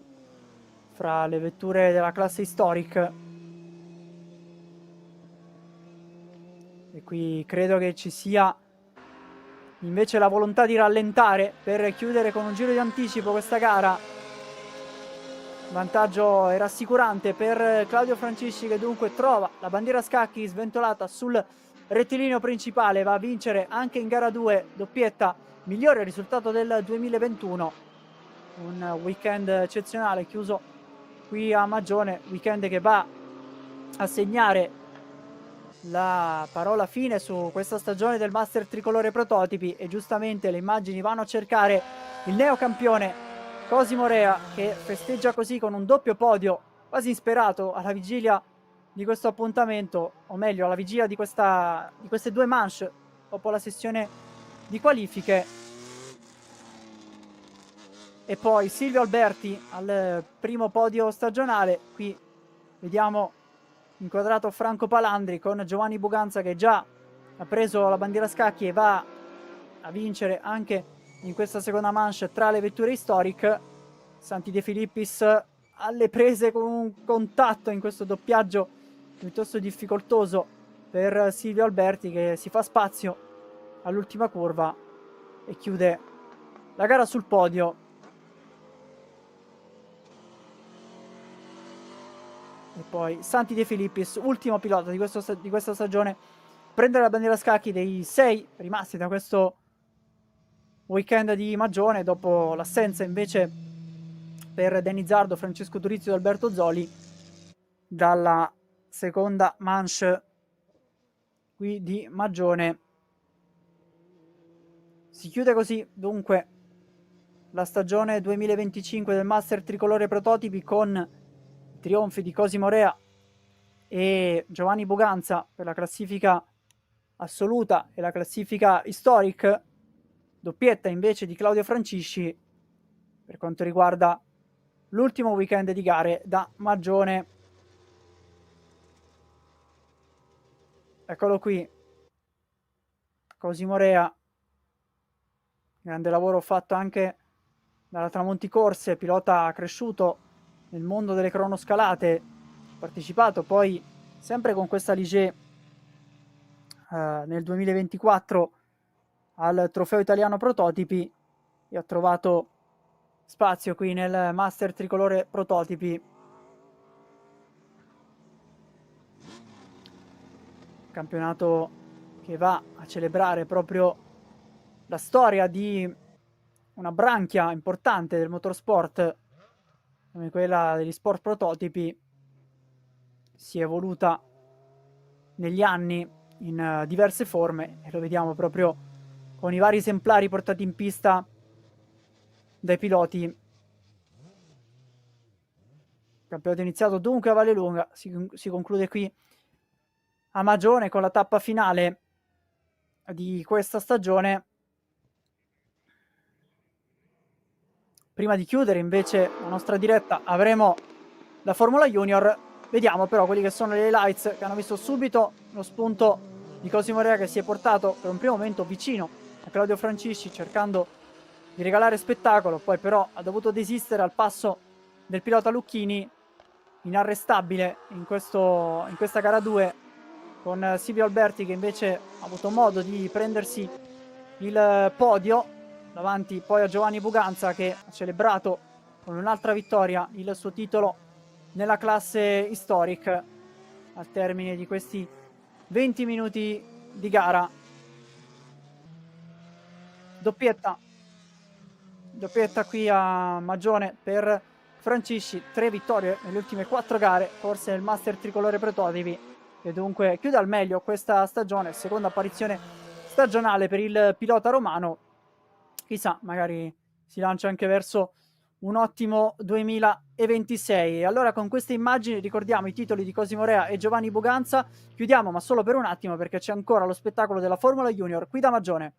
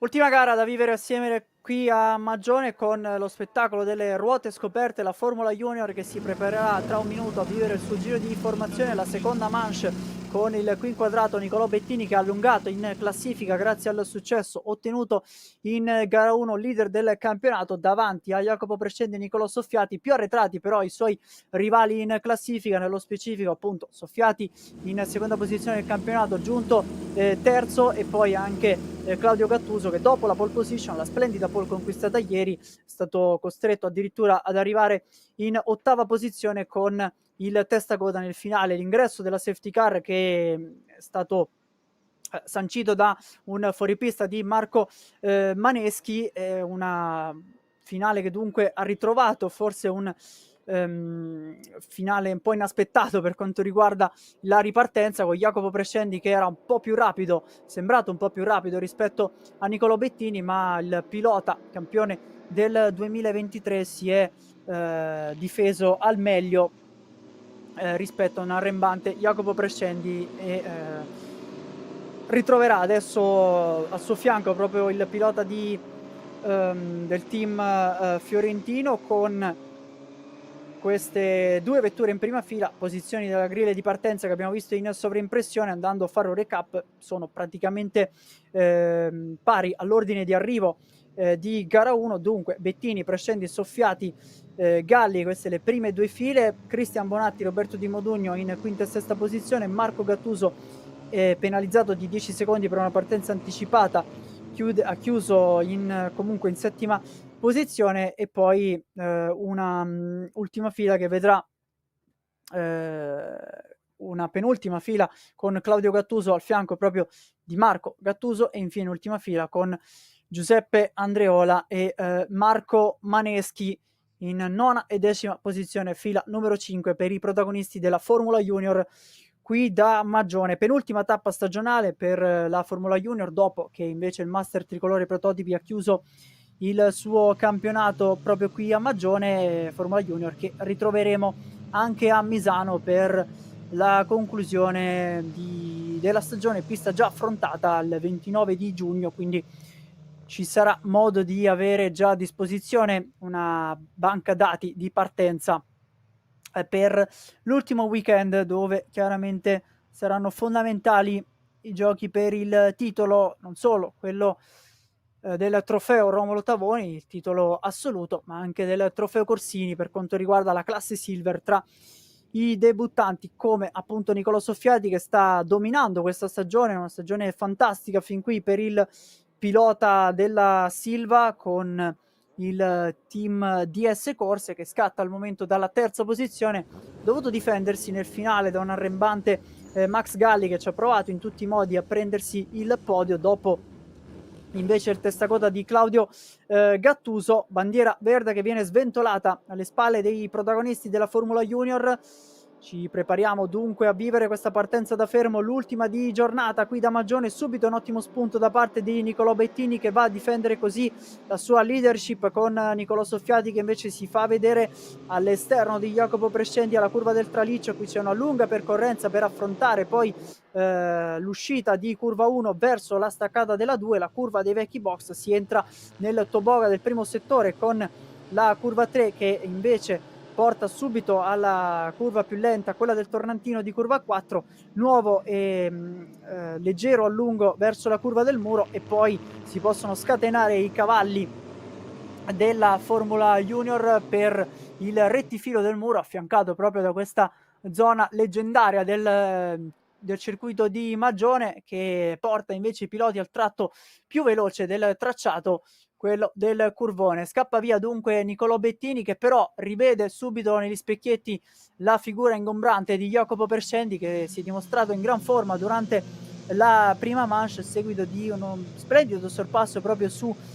Nicolò Soffiati, provato ad insidiare nel finale grazie anche all'ausilio di una safety car, ma ha comunque dimostrato un gran ritmo il pilota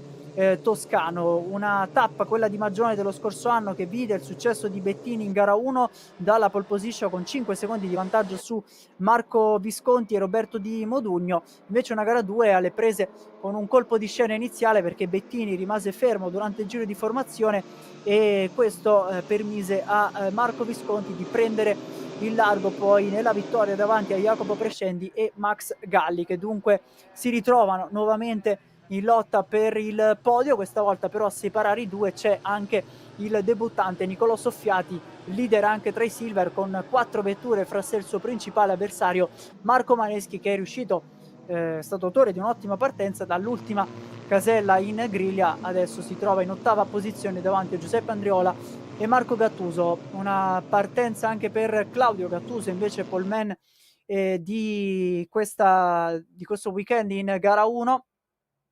che vede adesso il pilota numero 23 salire fino alla 6ª piazza davanti a Roberto Di Modugno, cercando di ritrovare un po' quel passo che lo aveva portato in testa in qualifica. Peraltro una qualifica piuttosto complicata per Nicolò Bettini, che ha dovuto arrendersi poi nel finale appunto a Claudio Gattuso. Una pole conquistata per soli 40 millesimi però per il pilota della Locatelli numero 23. Arriva subito una comunicazione dalla direzione gara: ci saranno 10 secondi da aggiungere al tempo finale di gara per Max Galli, e questo porta fuori dai giochi nella lotta per il podio il pilota qui inquadrato con la Reggiani del team Galli Corse, team a trazione familiare anche in questo caso per Max Galli, all'inseguimento di Nicolò Soffiati, che dunque può trovare respiro in questa fase, almeno nella visione degli specchietti. Potrà però cercare di insidiare Jacopo Prescendi per la seconda posizione. Un Prescendi che, dopo essere stato all'attacco nei primi metri di gara di Nicolò Bettini, adesso paga 2 decimi nel primo giro lanciato, con 1 secondo e 1 di ritardo al primo riferimento cronometrico che troviamo dopo il traguardo. Un distacco che adesso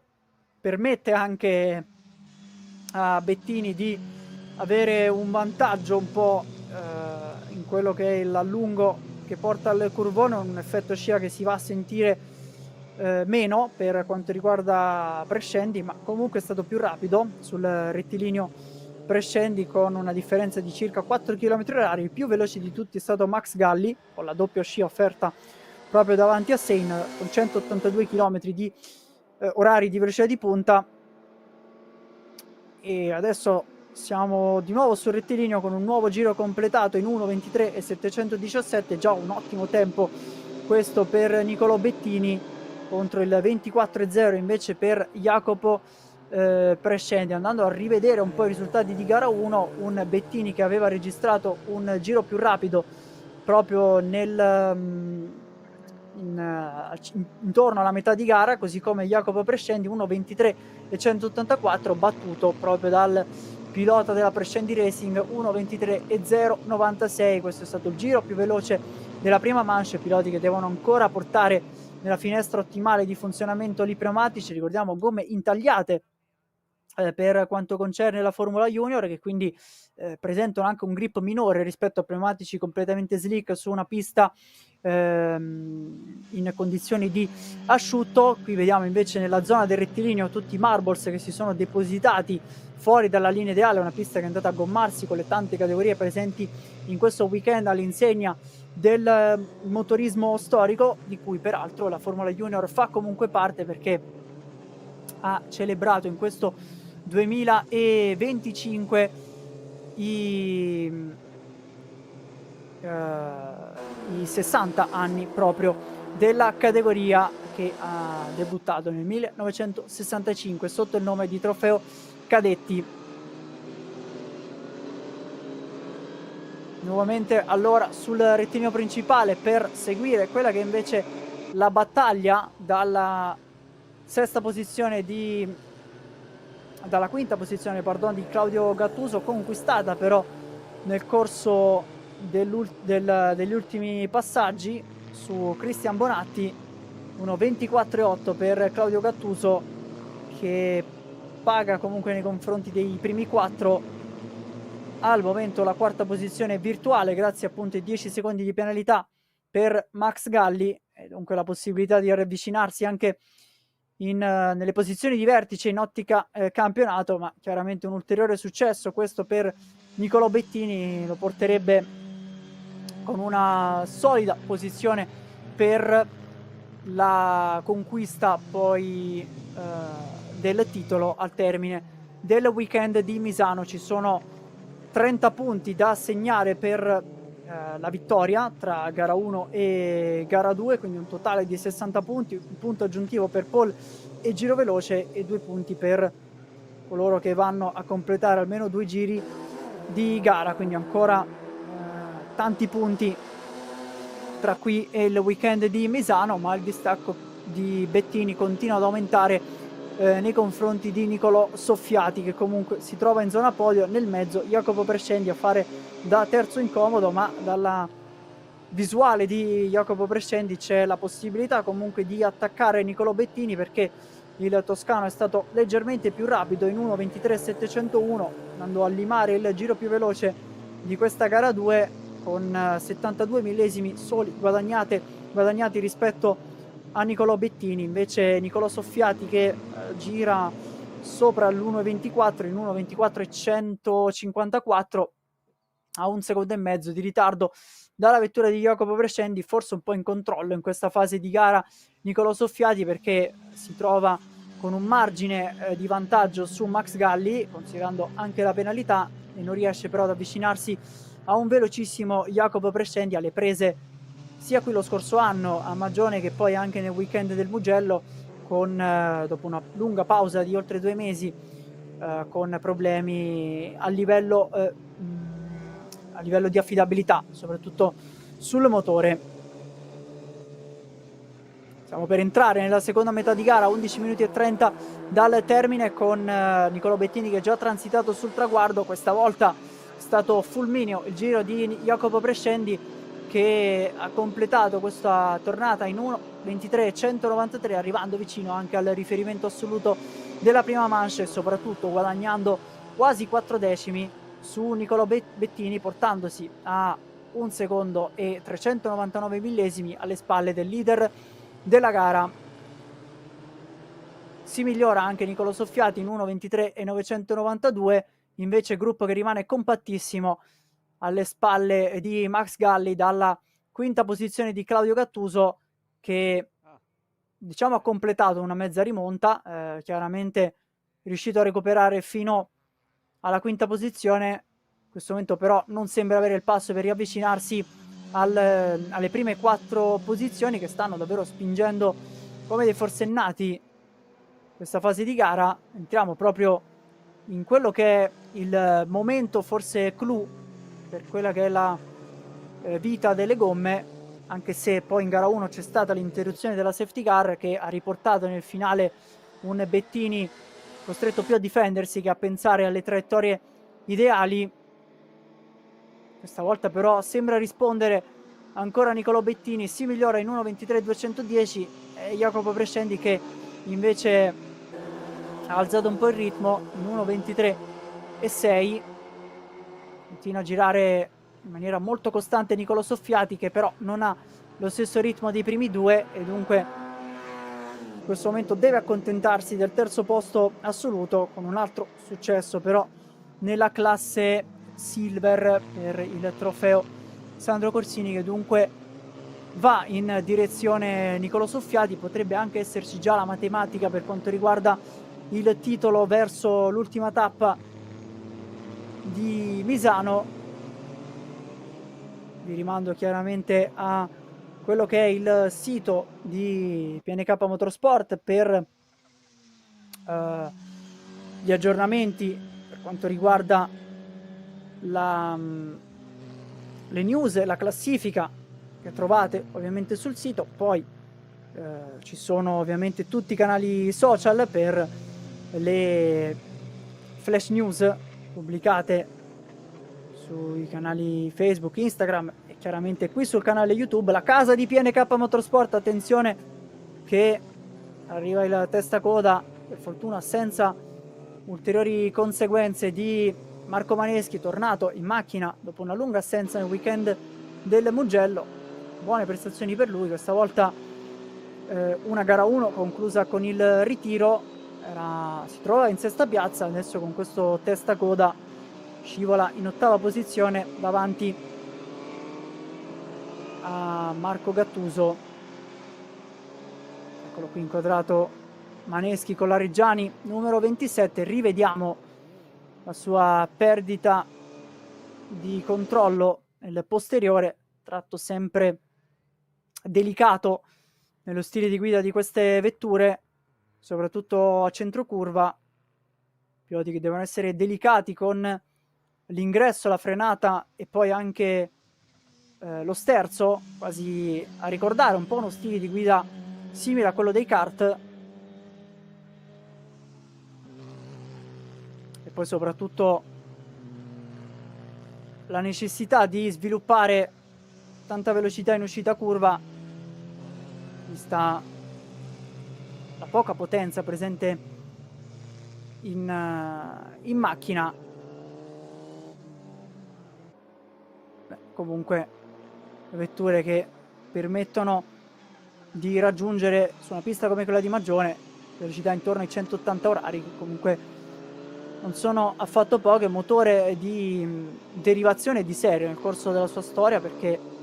motore derivato dalla Panda, dalla Fiat Panda, che però ha visto il suo sviluppo nello sviluppo di queste vetture proprio in una pista che di velocità ne sa qualcosa, come il tempio della velocità di Monza,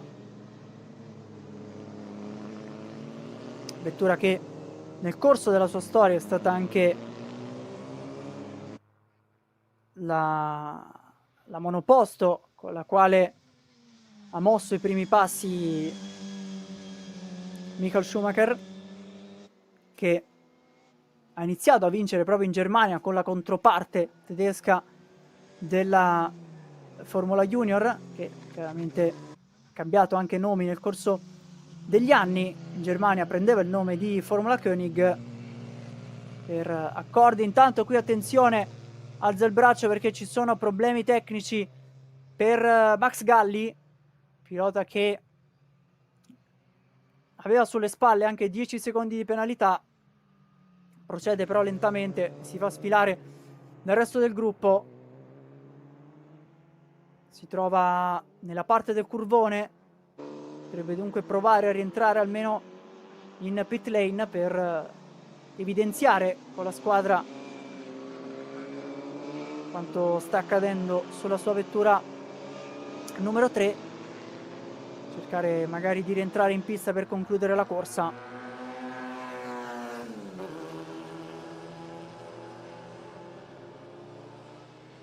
Viene indicato adesso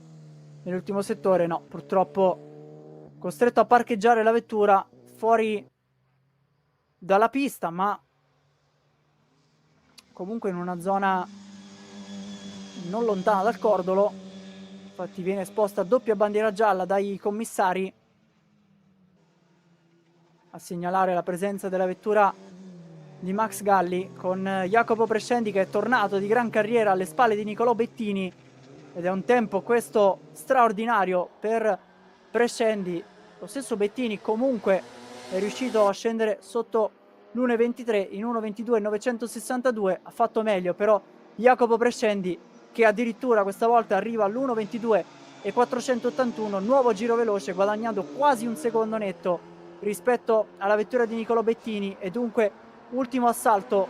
per il pilota della Prescendi Racing con la Reggiani 42P numero 76 alle spalle invece della Locatelli di Nicolò Bettini. Comincia subito a farsi vedere, iniziare un po'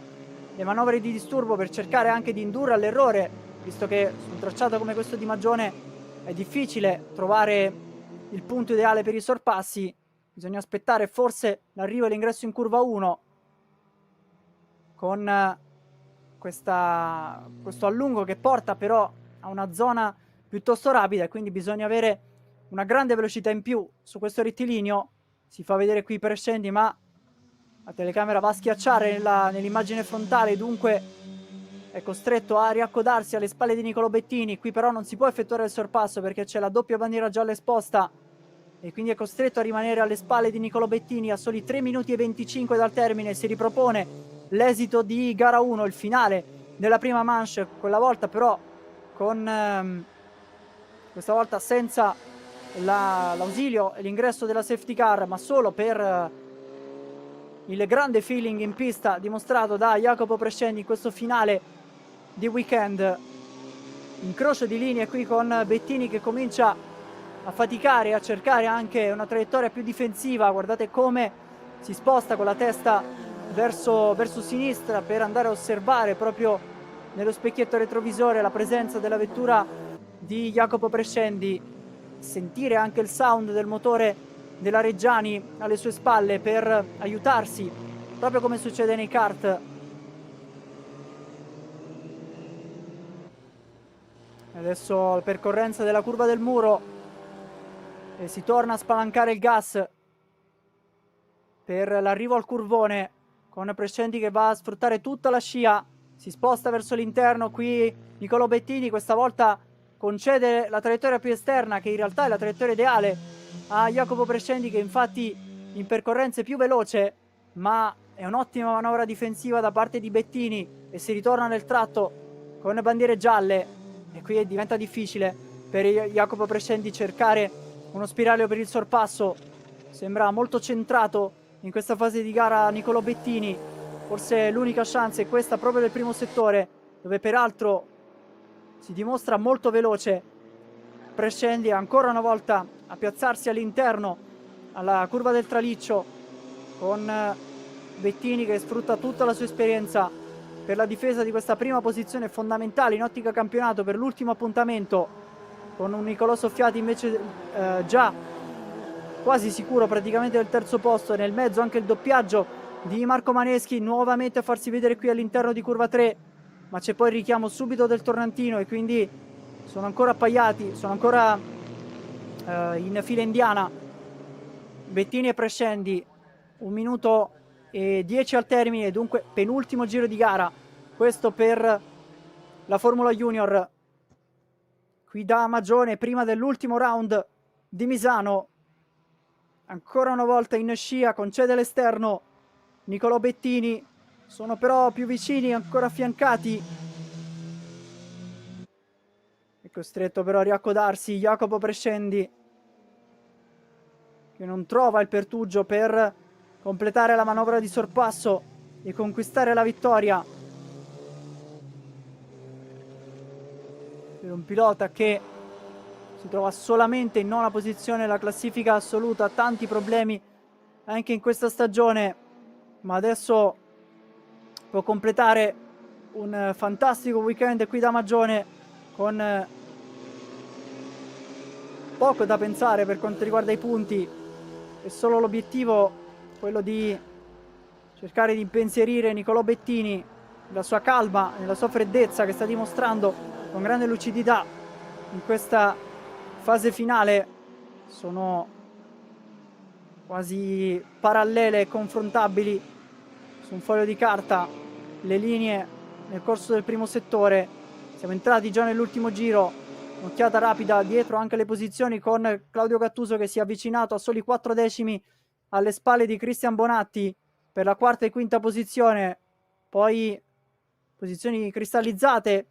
C'è comunque Di Modugno non lontano da Maneschi, attenzione perché ci riprova Prescendi, questa volta sono praticamente affiancati side by side. Qui intanto il ritiro per Gattuso proprio nel finale, problema per la vettura numero 23 ancora alle spalle di Nicolò Bettini, che ha risposto anche questa volta all'ingresso del curvone. Arriva già la S finale, curva 10 e 11, attenzione all'ultima curva, Prescendi all'interno, sono affiancati, arriva in volata al photo finish, è davanti, sembra davanti Nicolò Bettini. Che arrivo davvero stupendo di questa gara 2 della Formula Junior, un finale capolavoro a chiudere e a mettere il punto sul weekend dell'Historic Racing Weekend, appunto, qui da Magione. È saltato nel frattempo che il monitor dei tempi, non abbiamo la conferma su chi ha vinto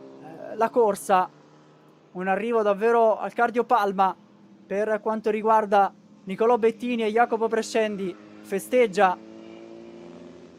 se la matematica non mi inganna, il titolo del trofeo Sandro Corsini. Nicolò Soffiati dominando questa stagione, ha lasciato solo una vittoria in quel di Misano in gara 2 a Giuseppe Andreola.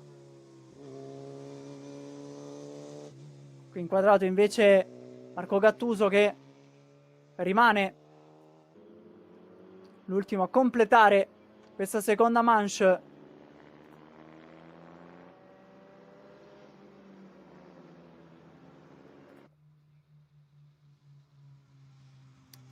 Ed eccoci, le immagini vanno a pescare Nicolò Bettini, leader del campionato per quanto riguarda la classifica assoluta. Va indubbiamente ad allungare nei confronti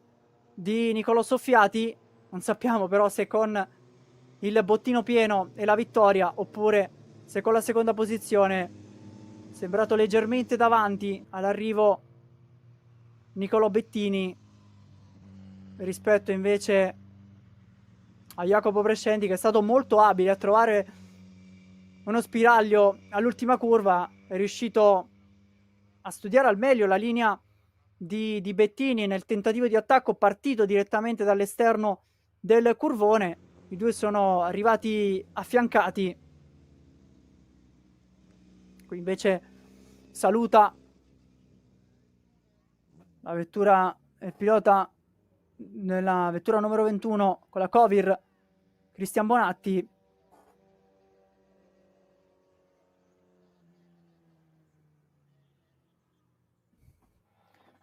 Dal timing che non ne vuole sapere di darci un resoconto. È saltato anche lui sulla sedia in questo finale capolavoro da ricordare, davvero incorniciare in questa stagione della Formula Junior, che vede sì meno partecipanti rispetto al solito, ma comunque è una categoria con distacchi serratissimi che ci fa divertire. È un po' il mondo e il mood delle ruote scoperte. Abbiamo gli highlights allora per rivivere quest'ultima gara da Magione con Nicolò Bettini che ha conquistato la pole grazie al successo di gara 1 per la partenza di questa seconda manche, con subito un primo tentativo di allungo nei confronti di Jacopo Prescendi, che però poi è stato autore di un gran ritmo e un gran passo gara, riportandosi alle spalle della prima posizione di Bettini. Il testacoda qui di Marco Maneschi, dalla sesta piazza scivolato poi in ottava posizione. Il ritiro invece di Max Galli proprio nel finale, e poi gli ultimi tentativi con questo arrivo in volata al photo finish tra Nicolò Bettini e Jacopo Prescendi a giocarsi le prime due posizioni qui da Magione. Poi il terzo posto invece di Nicolò Soffiati, che è andato a chiudere a questo punto il podio, conquistando il bottino pieno per quanto riguarda la categoria silver. Sorrisi nella zona del parco chiuso, sono pronti i cartelli dei primi tre classificati, ci permetteranno anche di scoprire qual è stato poi l'ordine di arrivo definitivo.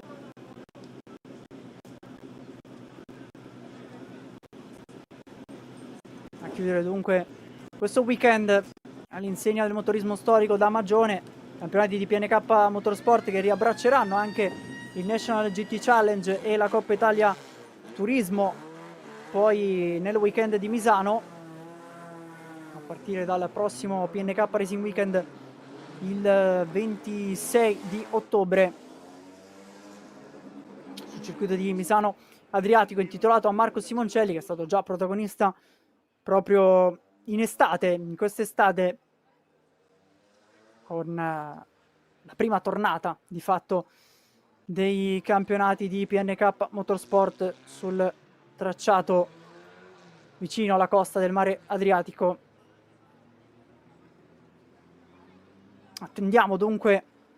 con grande trepidazione, attesa per vivere quest'ultimo parco chiuso, prima di salutarci e darci appuntamento al prossimo PNK Racing Weekend. Chiaramente potrete recuperare tutta l'azione in pista sempre qui live sul canale YouTube di PNK Motorsport, andando a recuperare i video in formato on demand. C'è probabilmente da valutare adesso anche con i sistemi di cronometraggio quello che è stato l'ordine di arrivo per la gara 2 della Formula Junior, penultimo appuntamento anche per la Formula Junior, che come il National GT Challenge e la Coppa Italia Turismo, che poi i restanti campionati che abbiamo trovato in pista anche in questo weekend, andranno a chiudere la loro stagione sul circuito di Misano.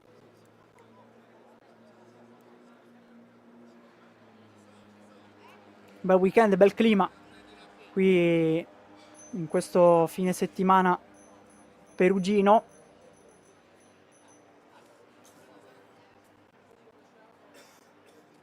Si osserva qualcosa, probabilmente un replay, forse dell'ordine di arrivo. Potrebbe essere comunque questo il tema in questo momento della conclusione di questo weekend della Formula Junior. Speriamo poi nella tappa di Misano di ritrovare in pista anche il campione uscente, a questo punto Marco Visconti, che dopo il ritorno al successo con la doppietta conquistata al Mugello è stato assente qui a Magione, ma a Misano ha iniziato proprio la sua stagione 2025. Pilota che comunque fa sempre bene al mondo della Formula Junior, 6 volte campione, di cui l'ultimo successo è il 2024 con 6 successi, 6 vittorie conquistate al termine della stagione contro le 4. Qui si festeggia con la Prescendi Racing, chiaramente volti contenti anche per il doppio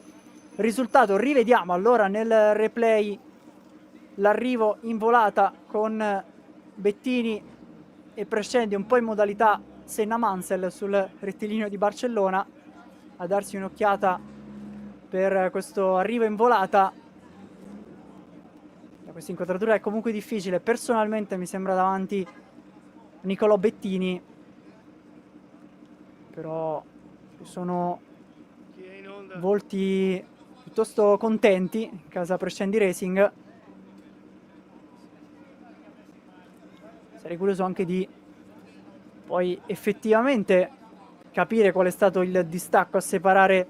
i primi due, e qui probabilmente si va proprio a spiegare quello che è l'ordine di arrivo.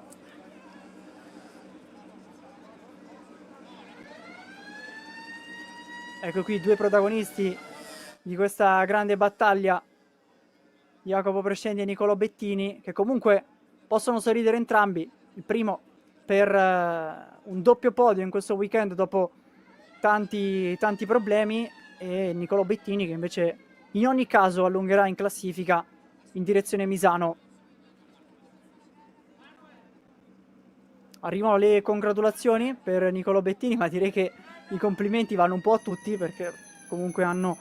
regalato un grande spettacolo nel finale di gara. Sullo sfondo vediamo anche Nicolò Soffiati che attende nella zona dedicata ai 3 piloti sul podio. Anche lui può essere decisamente contento da questo fine settimana. Giovane Nicolò che dunque porta a casa un doppio podio. Alle foto finish sembrava aver seguito Prescendi, invece ha fatto Nicolò Bettini. Sono dovuti andare a vedere la foto, perché poi dipende dal tipo da dove è posizionato il trasporto. Stiamo cercando anche di capire questo momento fasi di festeggiamenti per i piloti sul podio. Allora, mi arriva in cuffia dalla regia la conferma che la vittoria è andata a Niccolò Bettini, dunque l'impressione visiva era quella corretta, veramente per pochissimo il vantaggio per Niccolò Bettini, che dunque fa un plan, perché con la vittoria di gara 1 aggiunge anche i 30 punti della seconda manche. È mancata la pole position, è andata nelle mani di Claudio Gattuso per gara 1. È mancato anche il giro veloce, con un fantastico Jacopo Prescendi, direi grande interprete delle layout di Magione, ma l'esperienza di Bettini ha pagato anche in termini di difesa per conquistare questa vittoria davanti alla vettura numero 76 di Jacopo Prescendi. Siamo davvero in chiusura allora per quanto riguarda questo weekend dell'Historic Racing Weekend da Magione. Ne approfitto chiaramente per ringraziare tutti coloro che ci hanno seguito live in diretta su YouTube. Ringrazio ovviamente tutta la regia, la produzione che ci ha aiutato nella messa in onda. Ringrazio Silvia Napolitano che ci ha offerto le contributi dalla griglia di partenza. Vado a ringraziare chiaramente tutti gli sponsor di PNK Motorsport e anche AC Sport per quanto riguarda la partnership nel campionato italiano di velocità autostoriche. Con queste bellissime immagini dall'autodromo di Magione è tempo di salutarci. L'appuntamento con il prossimo PNK Racing Weekend sarà nella tappa di Misano, dove tanti campionati andranno a chiudersi il weekend del 26 ottobre. Non mancate. Grazie chiaramente per averci seguito.